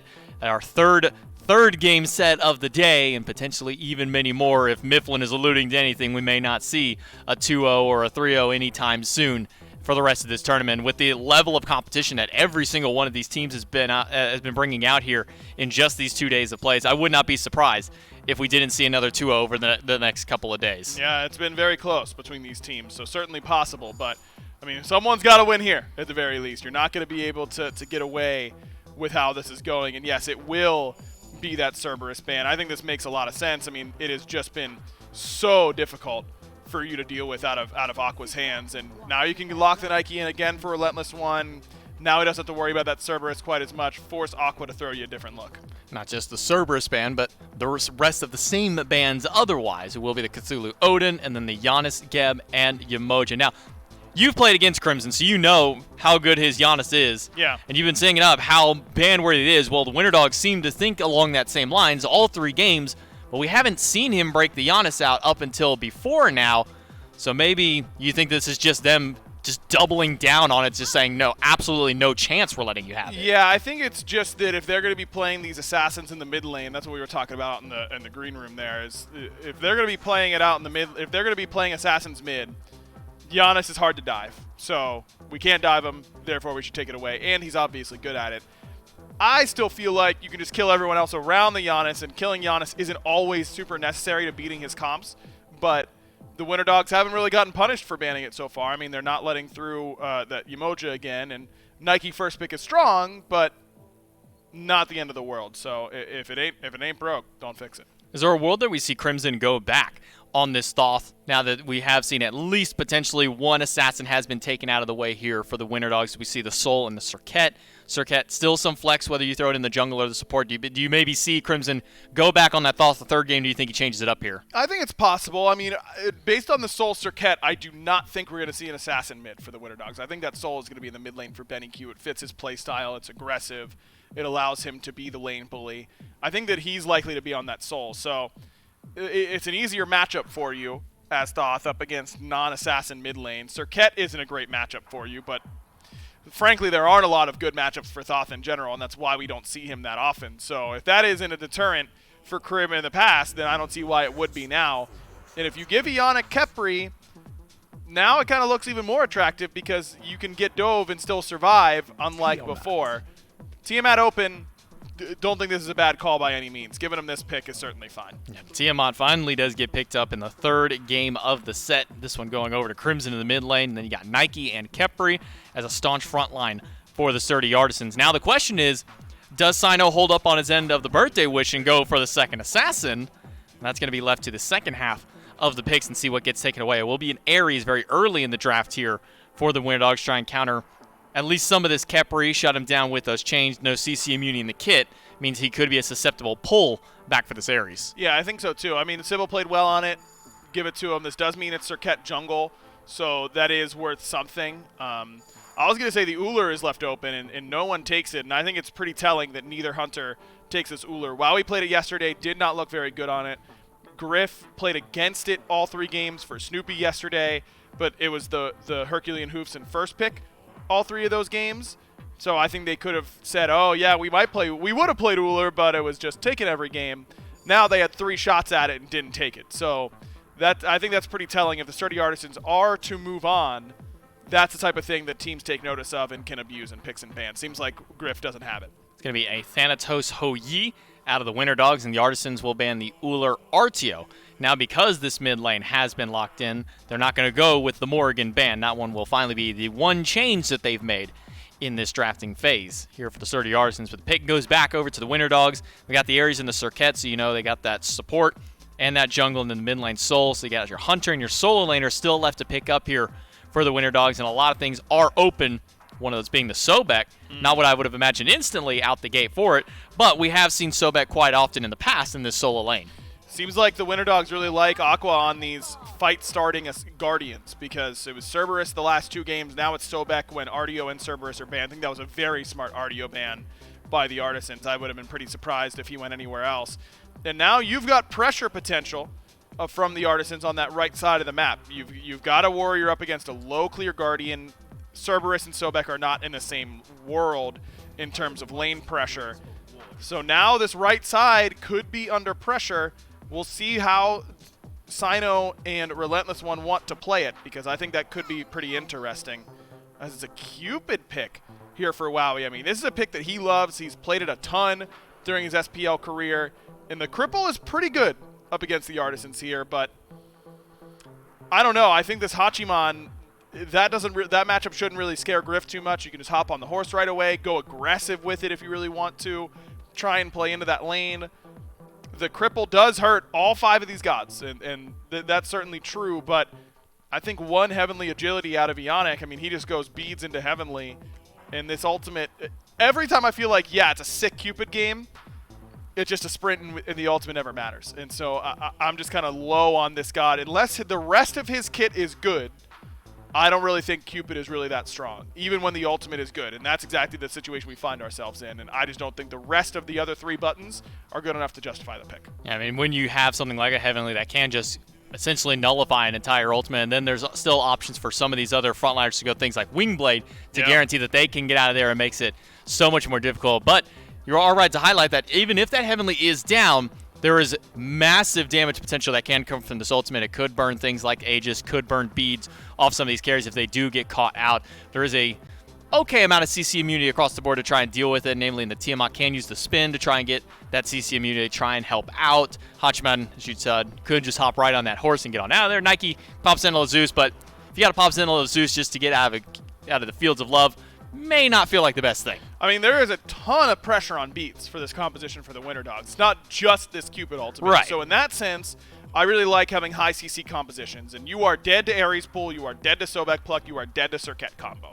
And when you've got that many insta-kill CCs, that feels really hard to play against. But it also means that if you fall behind, you have very few avenues back in because their beats will always be up, they will always kill you for your attempt, and then the game will fall too far out of reach by the time that you can try and punish them for not having those beads and your ultimates are back up. So I think the Winter Dogs need to get ahead or stay even in this game. If they fall behind, I could see them really, really struggling to come back in. It's kind of a similar tale that we had last time, especially with a pick like the Ares. It's something that you need to get a little bit further ahead, something that can also facilitate those beads burning. That way the Cupid can really flourish here. That way the Sobek and the Circuit even. We kind of glanced over the Circuit for a moment in that discussion, but another god who puts a ton of pressure on the bead. So this is definitely a very CC-heavy composition. But I think you're right to highlight this is one that definitely does need to get ahead of the game. Otherwise, this could be a very nasty turnaround here for the Artisans. And overall, I'm looking at Benny Q and Wowie. This back line has got to perform in this game because now their whole front line is designed to set them up. They've got to be able to deliver. Sturdy Artisans and Winter Dogs. Only one team can stay alive in the playoffs. Who's going to be? Let's jump right into game number 3. Hey, why not? One more game 3 today and one more elimination game 3 at that. Sturdy Artisans and the Winter Dogs have gone the distance. And Miff, it feels like no game this set has been immune from some unique picks. This one may be more tame compared to some of the other ones that we've seen.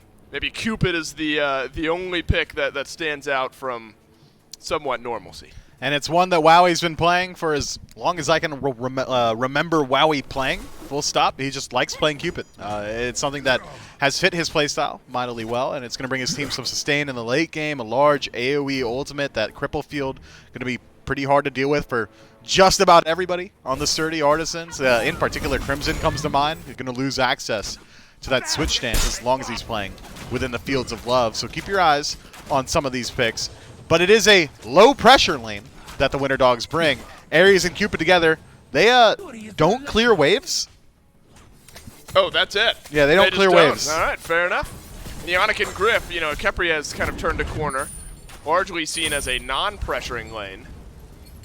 But Root plus Abduct plus some damage might prove differently. Neonic has to dash away here into the mid lane. We go fighting. Kirmi is stuck around, and first blood has happened right under our nose as the Sturdy Artisans walk into mid lane 2v2, and Kirmi heads on back to base the hard way. Yeah, I wonder how Kirmi got there. I know.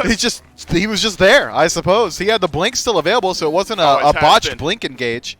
Maybe he just uses that one a little bit unfortunately, as Wowie and Sybil try to steal away one of these Harpies, but they've given up a good deal of pressure in the lane yet again. Griff drops Heavenly Banner. The 2 from Neonic should do enough to clear that one out.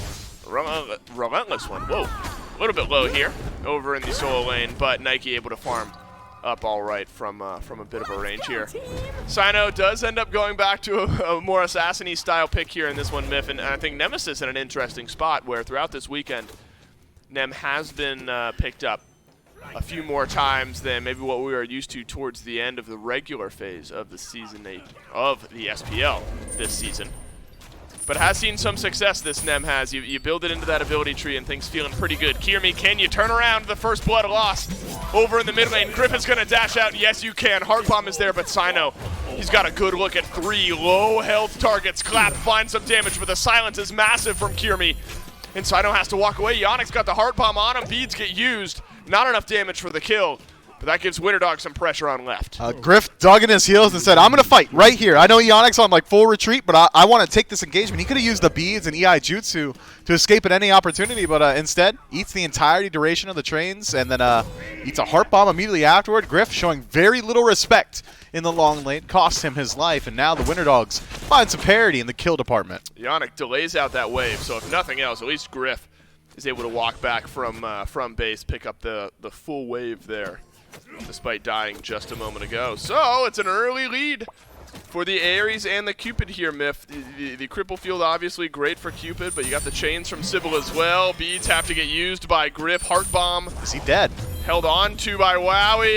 Yeah, he is once again. And Heart Bomb will get it done in the Winter Dogs duo lane off to a 2-0 start. Yeah, so they're really good at killing gods, not waves. I should have made that clarification right, a great. little bit sooner. Good. But Griff now, no beads for about 2 minutes. Ionic beats down as well. Even the beats down for the mid laner Crim for the next 10 seconds. This is very low survivability for the Sturdy Artisans in the long lane. I think the Winter Dogs, they should just keep Sybil over here for a little while. Make sure that Griff isn't able to get comfortable again. Griff doesn't have beads, and that feels bad against a Cupid and an Ares who are both about. One has already hit level 5, the other's about to a 2-level lead. And so without the CC immunity from the ultimate or the beads, Griff has to be extra careful, especially once Sybil gets the ultimate, which just now comes online. Blink in about 1.5 minutes of time. So it's a race against the clock for Griff to get towards that ultimate. And Sybil hanging out in a threatening spot here. Ionic also doesn't have beads. Worth looking at that. So that's going to be a pull-in onto the Khepri. Fields of Love immediately down, and that is a lot of damage. The left side of the map, no play zone. I'm not coming over here if I'm the Sturdy Artisan. Sino learning that the hard way. Chains tick away. And Sybil digs Sino a grave, and the Winter Dogs call up the left side of the map, the duo lane. It is a war zone, and the Winter Dogs are the ones winning it. Yeah, my heart goes out to Sino. He tries to show up to alleviate some of that pressure and realizes why the pressure existed in the first place. That damage output of Sybil and Wowie together just too high, and good usage of their time, making sure that they are able to exploit the fact that A, Sturdy Artisans have not ticked over to level 5 in the duo lane. Ionic and Griff, neither one of them Still haven't. have access to the ultimate, still have not, and neither one of them had beads, so whoever got pulled in by that Ares was going to die. Fortunately for the Sturdy Artisans, it was Ionic and not Griff, but unfortunately for the Sturdy Artisans, it was somebody at all. Here's what's got to feel okay, though. In a sea Hit of me. sadness. Uh-huh. In a sea of sadness for Griff and Ionic right now. Yep. You both hit level 5. That's nice. And so you'll have beads and ult if you're Griff to get out of the CC chain that Sybil and Wowie have been throwing out. And there's a Scarab's Blessing. So if Ionic sticks around, you're going to have to work through one more res to grab a kill here in the duo lane. And that doesn't feel bad. That's it? I'm looking for a silver lining, man. They've hit level 5. They've got their ults. That feels good. That was a gray lining at best, man. Yeah, they did tick over to level 5. Okay. And the CC immunity And so, in Griff's ultimate, you're right. The flurry of kills, as such, Yes. the flurry of kills should slow down now. I don't think we're going to see another 3 kills in the next 5 minutes happening on the left side of the map. All right. Knock on wood. We'll hope you don't Caster's Curse the Sturdy Artisans into oblivion 6 minutes All right, in. let me rephrase again. We shouldn't see That's correct. another 3 kills in the next 5 minutes on the left side of the map. All right. I can meet you there, Dave. We shouldn't, but it is still got certainly there. possible. We got there. If Kirby starts to make some rotations over. This has been the just single-handed dominance of the dual lane from the Winter Dogs without too much assistance from Kirby, barring that very first kill that went their way. So if the Circuit does rear ahead, sure, you got to work through all those tools, but you're playing with house money at this point. It is a large lead for the Winter Dogs. Even if they do have Kirby just split some waves, tax no gank, I think Wowie's just fine with it. My man's nursing 2 levels up before the 10-minute mark. Is anyone fine with a tax no gank strategy? They better be if I'm playing. All right, fair enough. And then when your duo lane secedes from the Union and throws T into the harbor because you're taxing them without a gank, then you're going to be okay with it? Those are the repercussions. They're going to throw all my tea? All your T. Yeah, I'm not okay with that, no. All right, so that's something you have to consider moving forward. Needless to say, Miff, I think this red buff and the purple buff are going to be under constant pressure on the left side, and I'm not sure the Sturdy Artisans have the ability to say much about it. It's a 2 or 3 level lead, depending on where the wave and the farm stands for Wowie at any given time. Purple buff does get dropped down here, but Ionic is just going to mirror it out and make sure that Wowie and Sybil aren't able to pick it up. And so, Miff, if you're not able to put pressure on the left, or feel comfortable maybe if you're Sino going back to the left side here, I mean, is there a lane you're comfortable ganking? It feels like the Sobek is going to be hard to kill. It feels like Benny Q with Disapparate is going to be hard to kill. Do you just farm? You're really not killing Sobek. Now, let's get that out of the way immediately. Unless he's using the ultimate to clear waves and he's plucking on the minions as well, you're probably not dealing with this Sobek. As you already highlighted, Disapparate, a pretty good tool to escape away from some of these slows, and that's all the CC that Sino has on Nemesis. CC immunity in the ultimate from Soul as well. Yeah, man, I think this Nemesis can either try yet again to gank the dual lane, and I wouldn't if I were him, or he could just sit in the jungle and farm. But if you're doing that, your lanes that are already struggling, and the majority of them are at this point, Penny Q, level up, Aquarius, a level up. We don't need to talk about how dominant the dual lane's been for the Winter Dogs. They're going to continue to do that. They're going to continue dominant? to struggle. Yeah, they're dominant. The WoW and Sybil are ahead, huh? I'd say so. I guess they must be. It's a 2-level lead and a 3-kill lead. We ended up talking about it anyway, even if it was just short there. Yeah, I try not to. You dragged it out of me. Sybil makes his way to the mid lane. Ionic still here, has to use his beads, and so does Crimson. Now, we saw that plenty in game number 2. We're seeing it again here in game 3. Scarab's Blessing out. That is damage on damage for the Winter Dogs, and all of it flows into Ionic. The good news is low health bars, and that's something the Sturdy Artisans can capitalize on. Sino able to do so. You're at least trading out support for support. And this is a pick that Sino has played time and time again. I believe it was Nemesis that he earned the world's MVP on. So if anyone's going to make a miracle happen here for the Sturdy Artisans to close up this gap, it could be young Sino out of the jungle. Keeping my eyes on Wowie right now. I wouldn't put it past him to try and get aggressive here, but does not do so without the help of his support, and instead allows the Sturdy Artisans Are we to already get their in purple buff miracle back. territory? Well, you know, we're not, you know. I mean, right. We've already contextualized it as he's got a very hard time ganking mid or right, and the dual lane's big losing. So where does he go if he wants to get some kills? Into the jungle to farm. Yeah, I suppose so. That's the only place I can think of.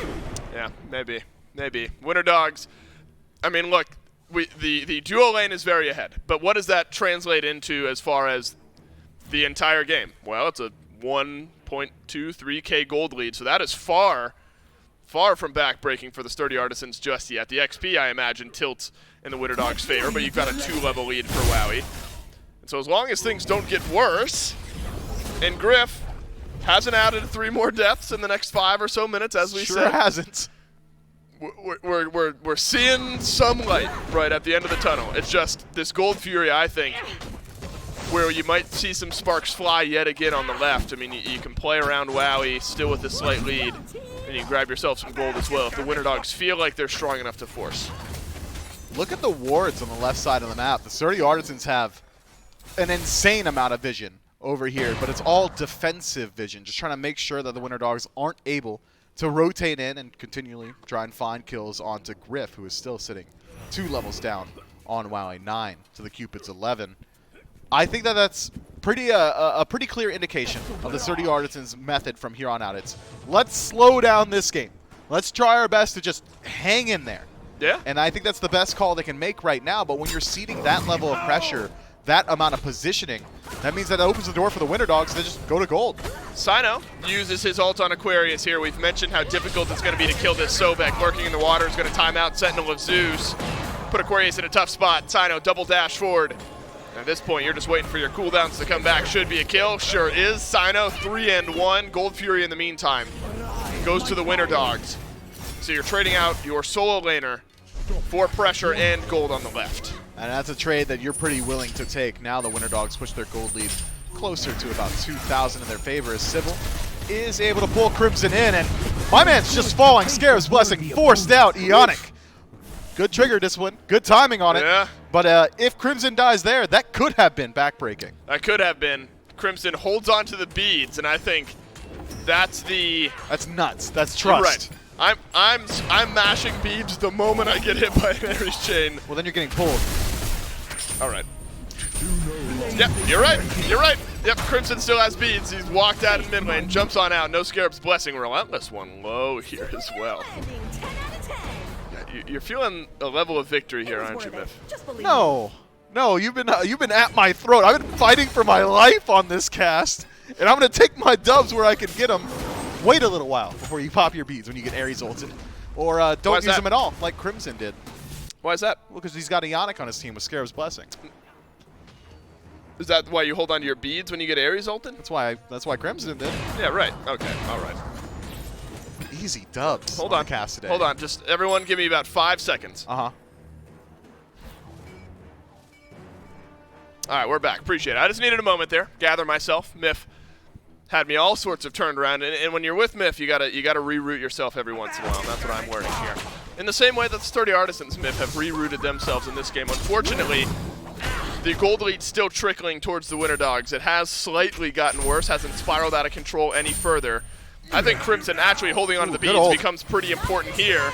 Ionic able to do so as well. This time, though, beads get used by a couple members of the Sturdy Artisans, and you're wishing you had a Scarab's Blessing ready to go, but Ionic did not have it. Crimson able to turn around to kill. That's important. Again, though, if it's a support for support trade, a relentless one around the back.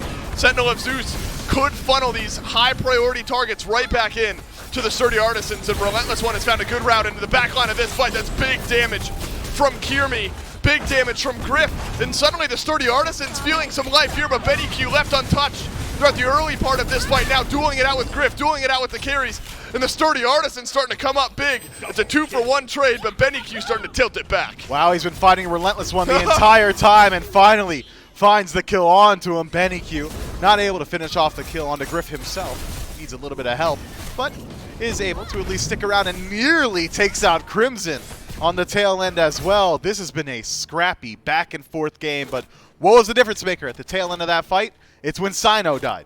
When this Nemesis is no longer on the map, the Sturdy Artisans, they lose a lot of their fight potential, a lot of it rooted through their jungler. Ionic, what a guy. He's delaying out this wave. Building it up, giving Griff some time to get back and get some paltry farm 3 levels down. Because that had closed up. It was 2 or 3 levels early, as we, really harped on there. Poor Griff was getting it from us to start off. Closed up to about a 1 level difference. Yep.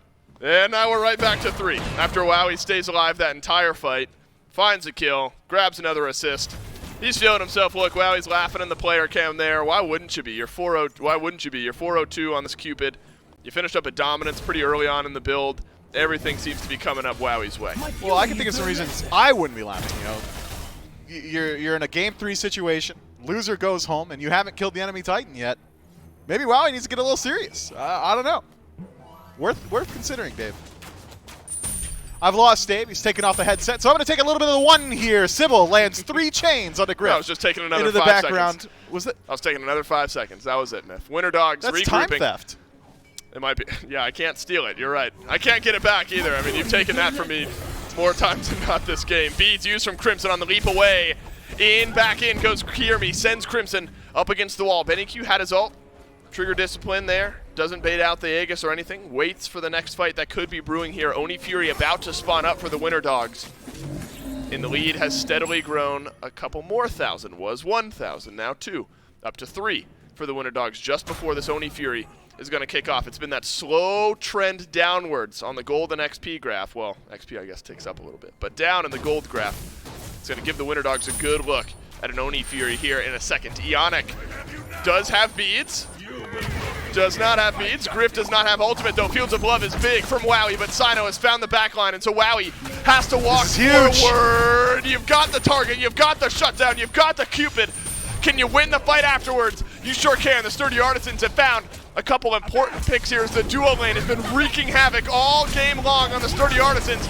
And finally, the Artisans make them pay. It's a 3-for-none swing. You spent all that time trying to shut down Ionic. You create space for the carries of the Sturdy Artisans to get behind you, and that's exactly what happens. The Winter Dogs overextend themselves and pay the price. We'll see if Aqua can steal away an Oni.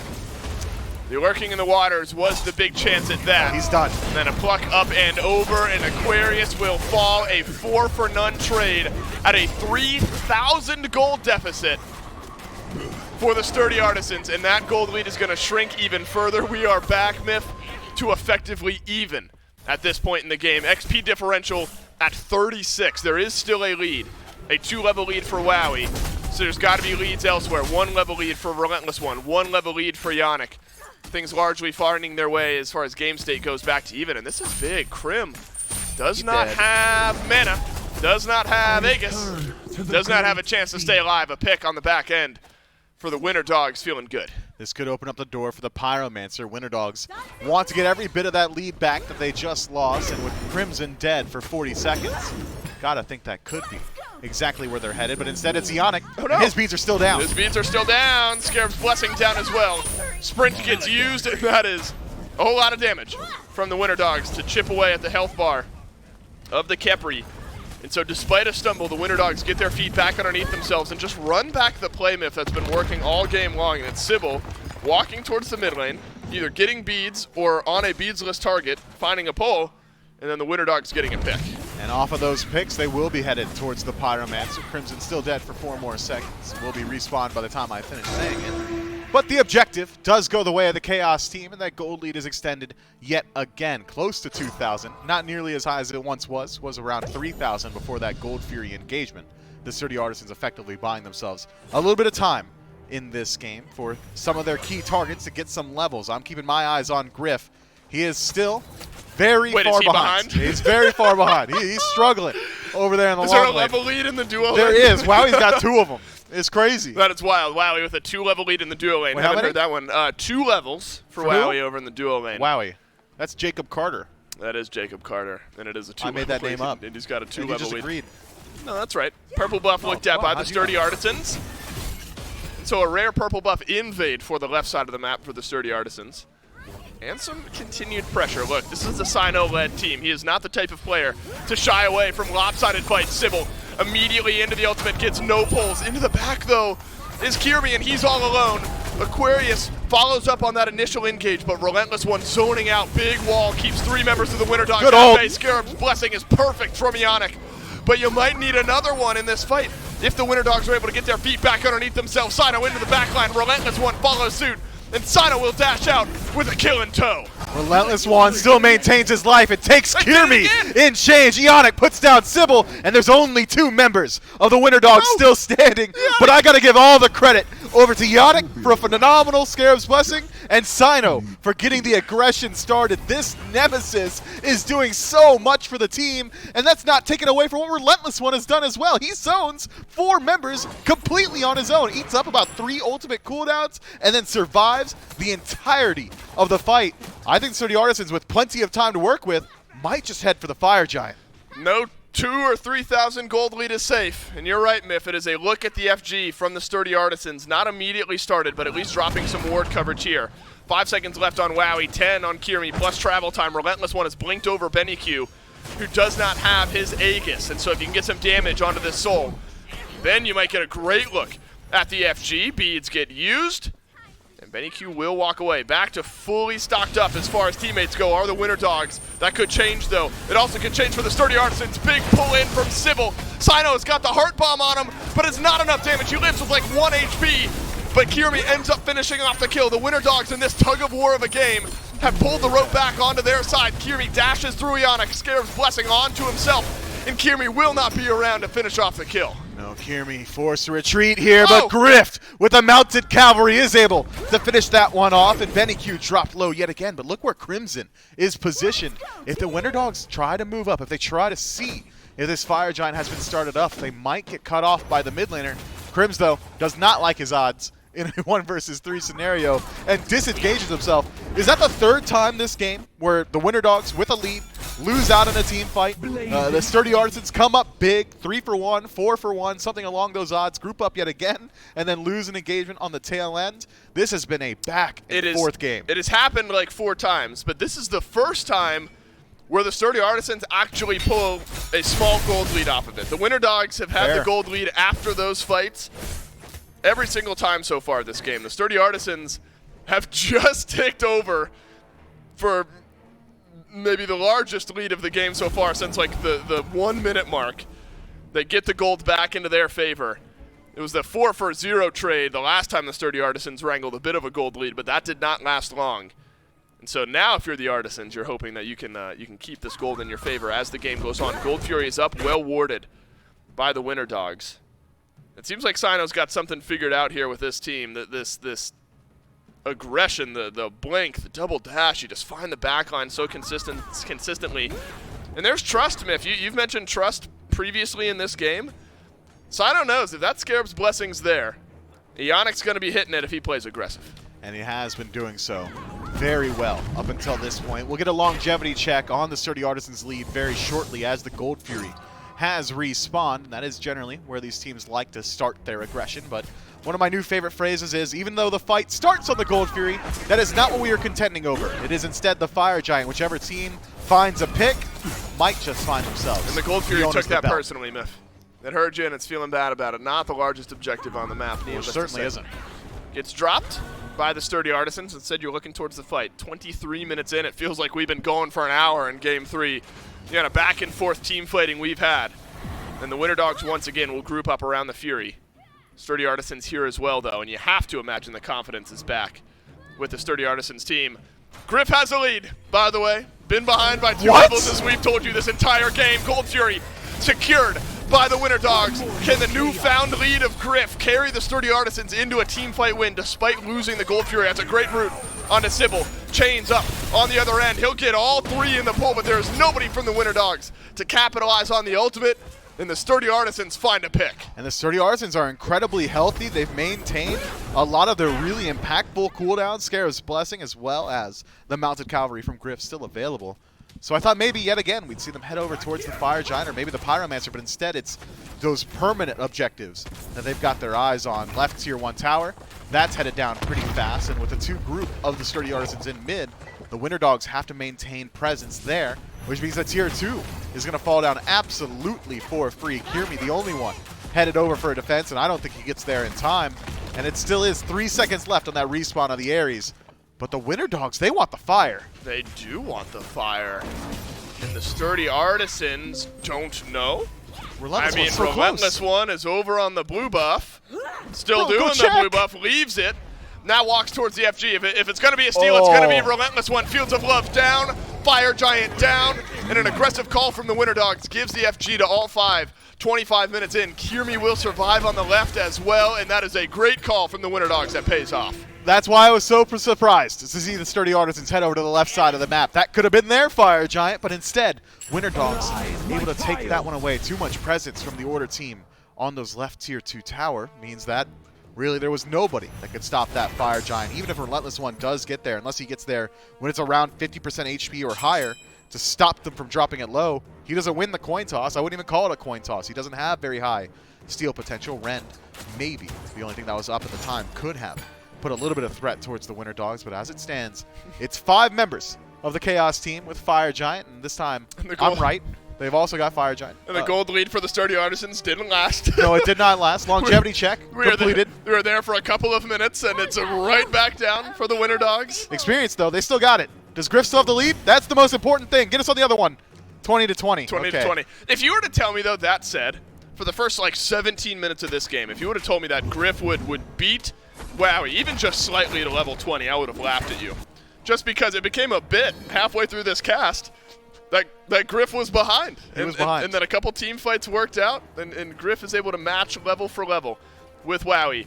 Build for build at that, except there is a starter item upgrade for Wowie. That's the big difference in this one. Has the Cal upgrade, whereas Griff does not. Could be a difference maker in this fight. Everything else feels equal between these two hunters. Kirmi around the back of Sturdy Artisans, but Krim knows exactly where he is. Relentless One jumps on in. Good wall, blocks Benny Q right back into the fray. Relentless One might get stunned out here, uses the beads, takes the heart bomb, but does not take the chains. Kirmi re-engages on Relentless One. Scarab's Blessing there, and Relentless One will survive, and Scarab's Blessing ends up proccing.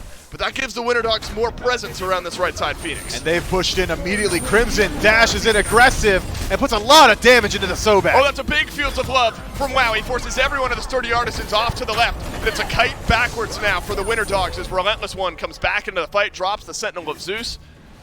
And we will breathe easy as the right Phoenix goes down. And the Winter Dogs got what they came for. Sturdy Artisans come up empty-handed despite throwing all the ultimates at the wall. And still a couple of moments to play with this Fire Giant. The Winter Dog's going to back up, spend all that gold, reset, and do it all over again. This time, likely on the left-hand side, as there still is a Tier 1 tower standing. And the Sturdy Artisans get to recollect themselves and actually try and set up for one of these defenses. It was a soft defense around the Tier 2 tower that arguably turned into a hard defense when Relentless One got pulled back in, forced to use his beats defensively by Sybil. Now, a lot of these resources lost out from both teams, but notably, the majority of beads still available to the Sturdy Artisans, whereas the Winter Dogs, I don't have to put a qualifier on it, they have everything. Every single one of their relics is available, as are those ultimates once Wowie's Fields of Love comes back up. This is a good fight opportunity for the Chaos team. The Relentless One's going to be the one feeling the brunt of the Relic situation. Blink beads used effectively on cooldown there from Relentless One.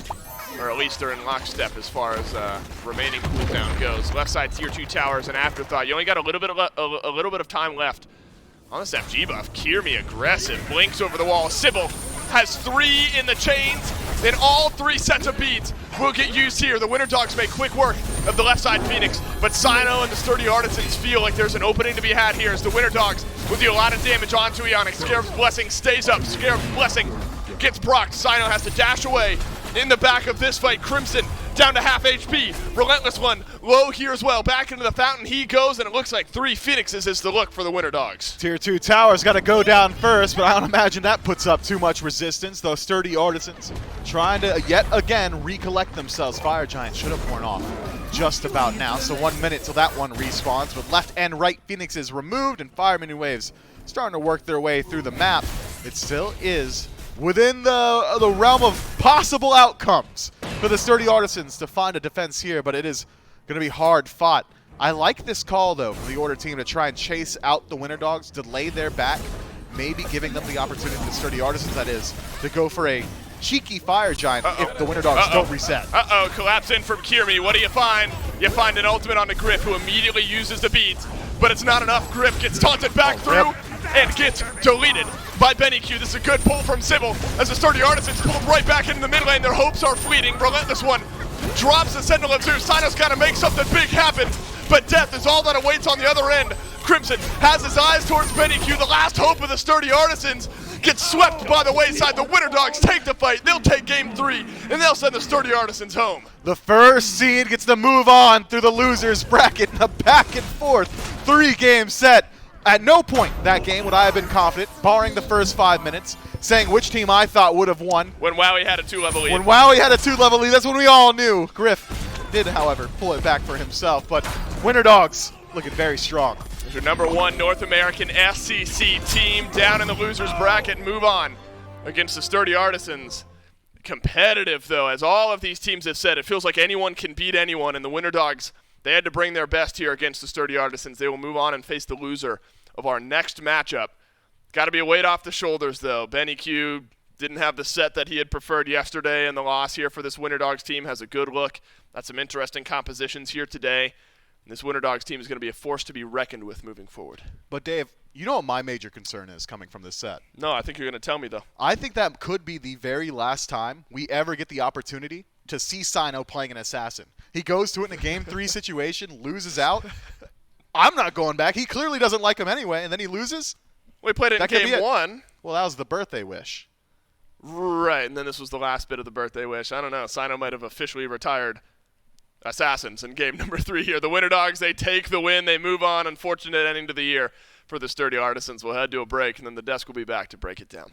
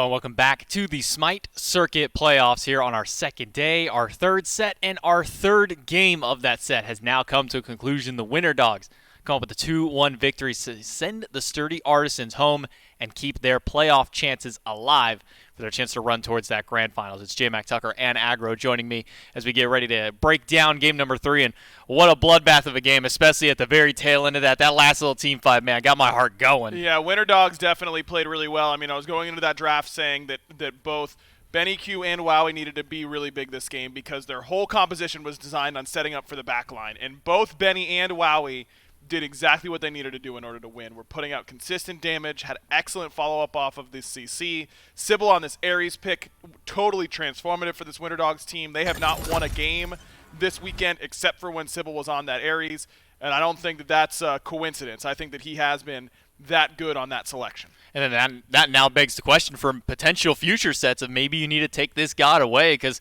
if this is the only one that he's been winning on, hey, might as well keep trying to give it to him if that's what it's going to take to get your team. But that's not all that was here on the team. The rest of his squad pulling up around him, as you said. Wowie and Benny Q coming up big in their spots. Aqua really being that big, beefy frontliner on the Sobek. Great plucks to burns those sets of beads to really keep Ionic locked down. So many times Ionic had to use that ultimate just on himself. Constantly, because he was constantly getting pulled. I mean, these CC-heavy comps are just really hard to play against, and they will punish you for making missteps. And the Winter Dogs were up pretty big in this game, then the Sturdy Artisans started to come back, but that Fire Giant call, the sneak one away from the Sturdy Artisans after they sieged that Tier 2 and left was really the difference maker. Whoever made that call definitely swung the game back in the Winter Dogs' favor. They're able to burn it down, use Cupid ult, use Soul ult, and confirm a huge fire. And then to end it all out, Wowie with a 6-2-5 on the slash line. Benny Q 3-2-8, though the kills themselves may be a little bit lower, no short of damage for his team and for the rest of the Winter Dogs. They get a big win out here on the losers bracket to keep their playoff chances alive. Wowie coming in with some big ultimates, and really, even that last little leap in there at the very end, that final team fight, we see Relentless gets, like 4 or 5 people with that knockup, but by that point, the entire team fight was already over, and it was just that much easier for them to run down the remainder of the game. I think it was only Aqua, Sybil, and Wowie left alive at the tail end of that game to close it out. 20k damage for Wowie, 26,000 for Benny, leading the top of the charts in the entire game. Exactly what they needed from them, and 37k mitigated from Sybil, which is more than anyone on the other side. 46k mitigated there by Aqua. Staunch front line in that game, and Kirmi doing his job as well, locking down some of these key targets, being initiator, being a tanky initiator with that Circuit build. Overall, very impressed with the Winter Dogs. I mean, yesterday definitely had a bit of a rough day, but certainly bounced back here today. Excited to see how they can perform tomorrow as well. Well, we do have Wowie standing by for our post-game interview, so we'll throw it over to Dave so we can talk a little bit about him, kind of pick at his brain as one of the winners here. That's right, one of the Winter Dog winners here in Game 3. Look, all these games this weekend feel like they're just going to be going 3, so competitive. Talk to me a little bit about the Cupid pick here. Admittedly caught us a little off guard, far from the standard Hunter pick that we've seen. What made Cupid the right pick there in Game 3? I kind of always have it in my back pocket. It's Yeah. kind of like a staple. I just noticed with their drafts, they're kind of really, really reliant on their diving and stuff. So Cupid kind of nullifies that. Right. Kind of stops the engage completely, and that's kind of what we're going for. Well, from early on in that game, you had amassed 2-3 level lead, what felt like the entire game, and it looked good for you guys. I do want to focus on your opponent a little bit here. Sino, very, very unique. I think kept it actually somewhat in check as far as draft goes. Couple assassins, which might be unique for him. The chalk as well. When playing up against a player like that, player like Sino, how difficult is it to strategize around whatever his picks might be? I'm pretty sure I never know what he's picking, Fair. but I've teamed with him, so I kind of expect something crazy to happen. Right. Honestly, I don't think there is a real way to prep against the guy. Kind of just see what he does and hope you can kind of figure it out. You just have to be prepared that something weird is going to happen, I suppose. Kind of final thoughts here from you. You move along in the tournament. Sleekness and Herculean Hoofs still stand on top of the winner side. Do you have a preference between those two teams? Are you ready for anyone? I really want to play against Sleekness again. I felt like first set was kind of jittery and stuff, so I'm ready to kind of come back and beat them. So we'll see if you get your chance. Our next matchup of the day features those two teams. Wowie, congrats on the win. We'll see you playing more later on this weekend. We'll go back to the desk to round out the set. It's a little bit of confidence going there from Wowie that he's willing to go back to fighting the team that had sent them down to the losers bracket, maybe get a little bit of revenge and be the ones to send them home packing this time around. Yeah, that's what you got to have. You got to have that fire to get some revenge and beat him. And look, if they want to win the tournament, they're going to have to. Regardless of who wins this next set, the winner will move on to the grand finals. And if Winter Dogs want to win the whole thing, they're going to have to beat both of these teams. Doesn't really matter which order it is. Well, that is going to be our next matchup of the day, will be that Herculean Hoofs going up against Sleekness. Sleekness, the only team so far that's been able to get a 2-0 this entire week, and it's been straight up 2-1s ever since then. Let's go take a look back at everything that's happened so far this week and still see what we have to look forward to for the remainder of our week. And it was a 2-0 by Sleekness on the first day, and then right after, Herculean Hoofs got the 2-1. 2-1 here for Winter Dogs now over Sturdy Artisans. So to close out the remainder of our day, we do have the Sleekness versus Herculean Hoofs.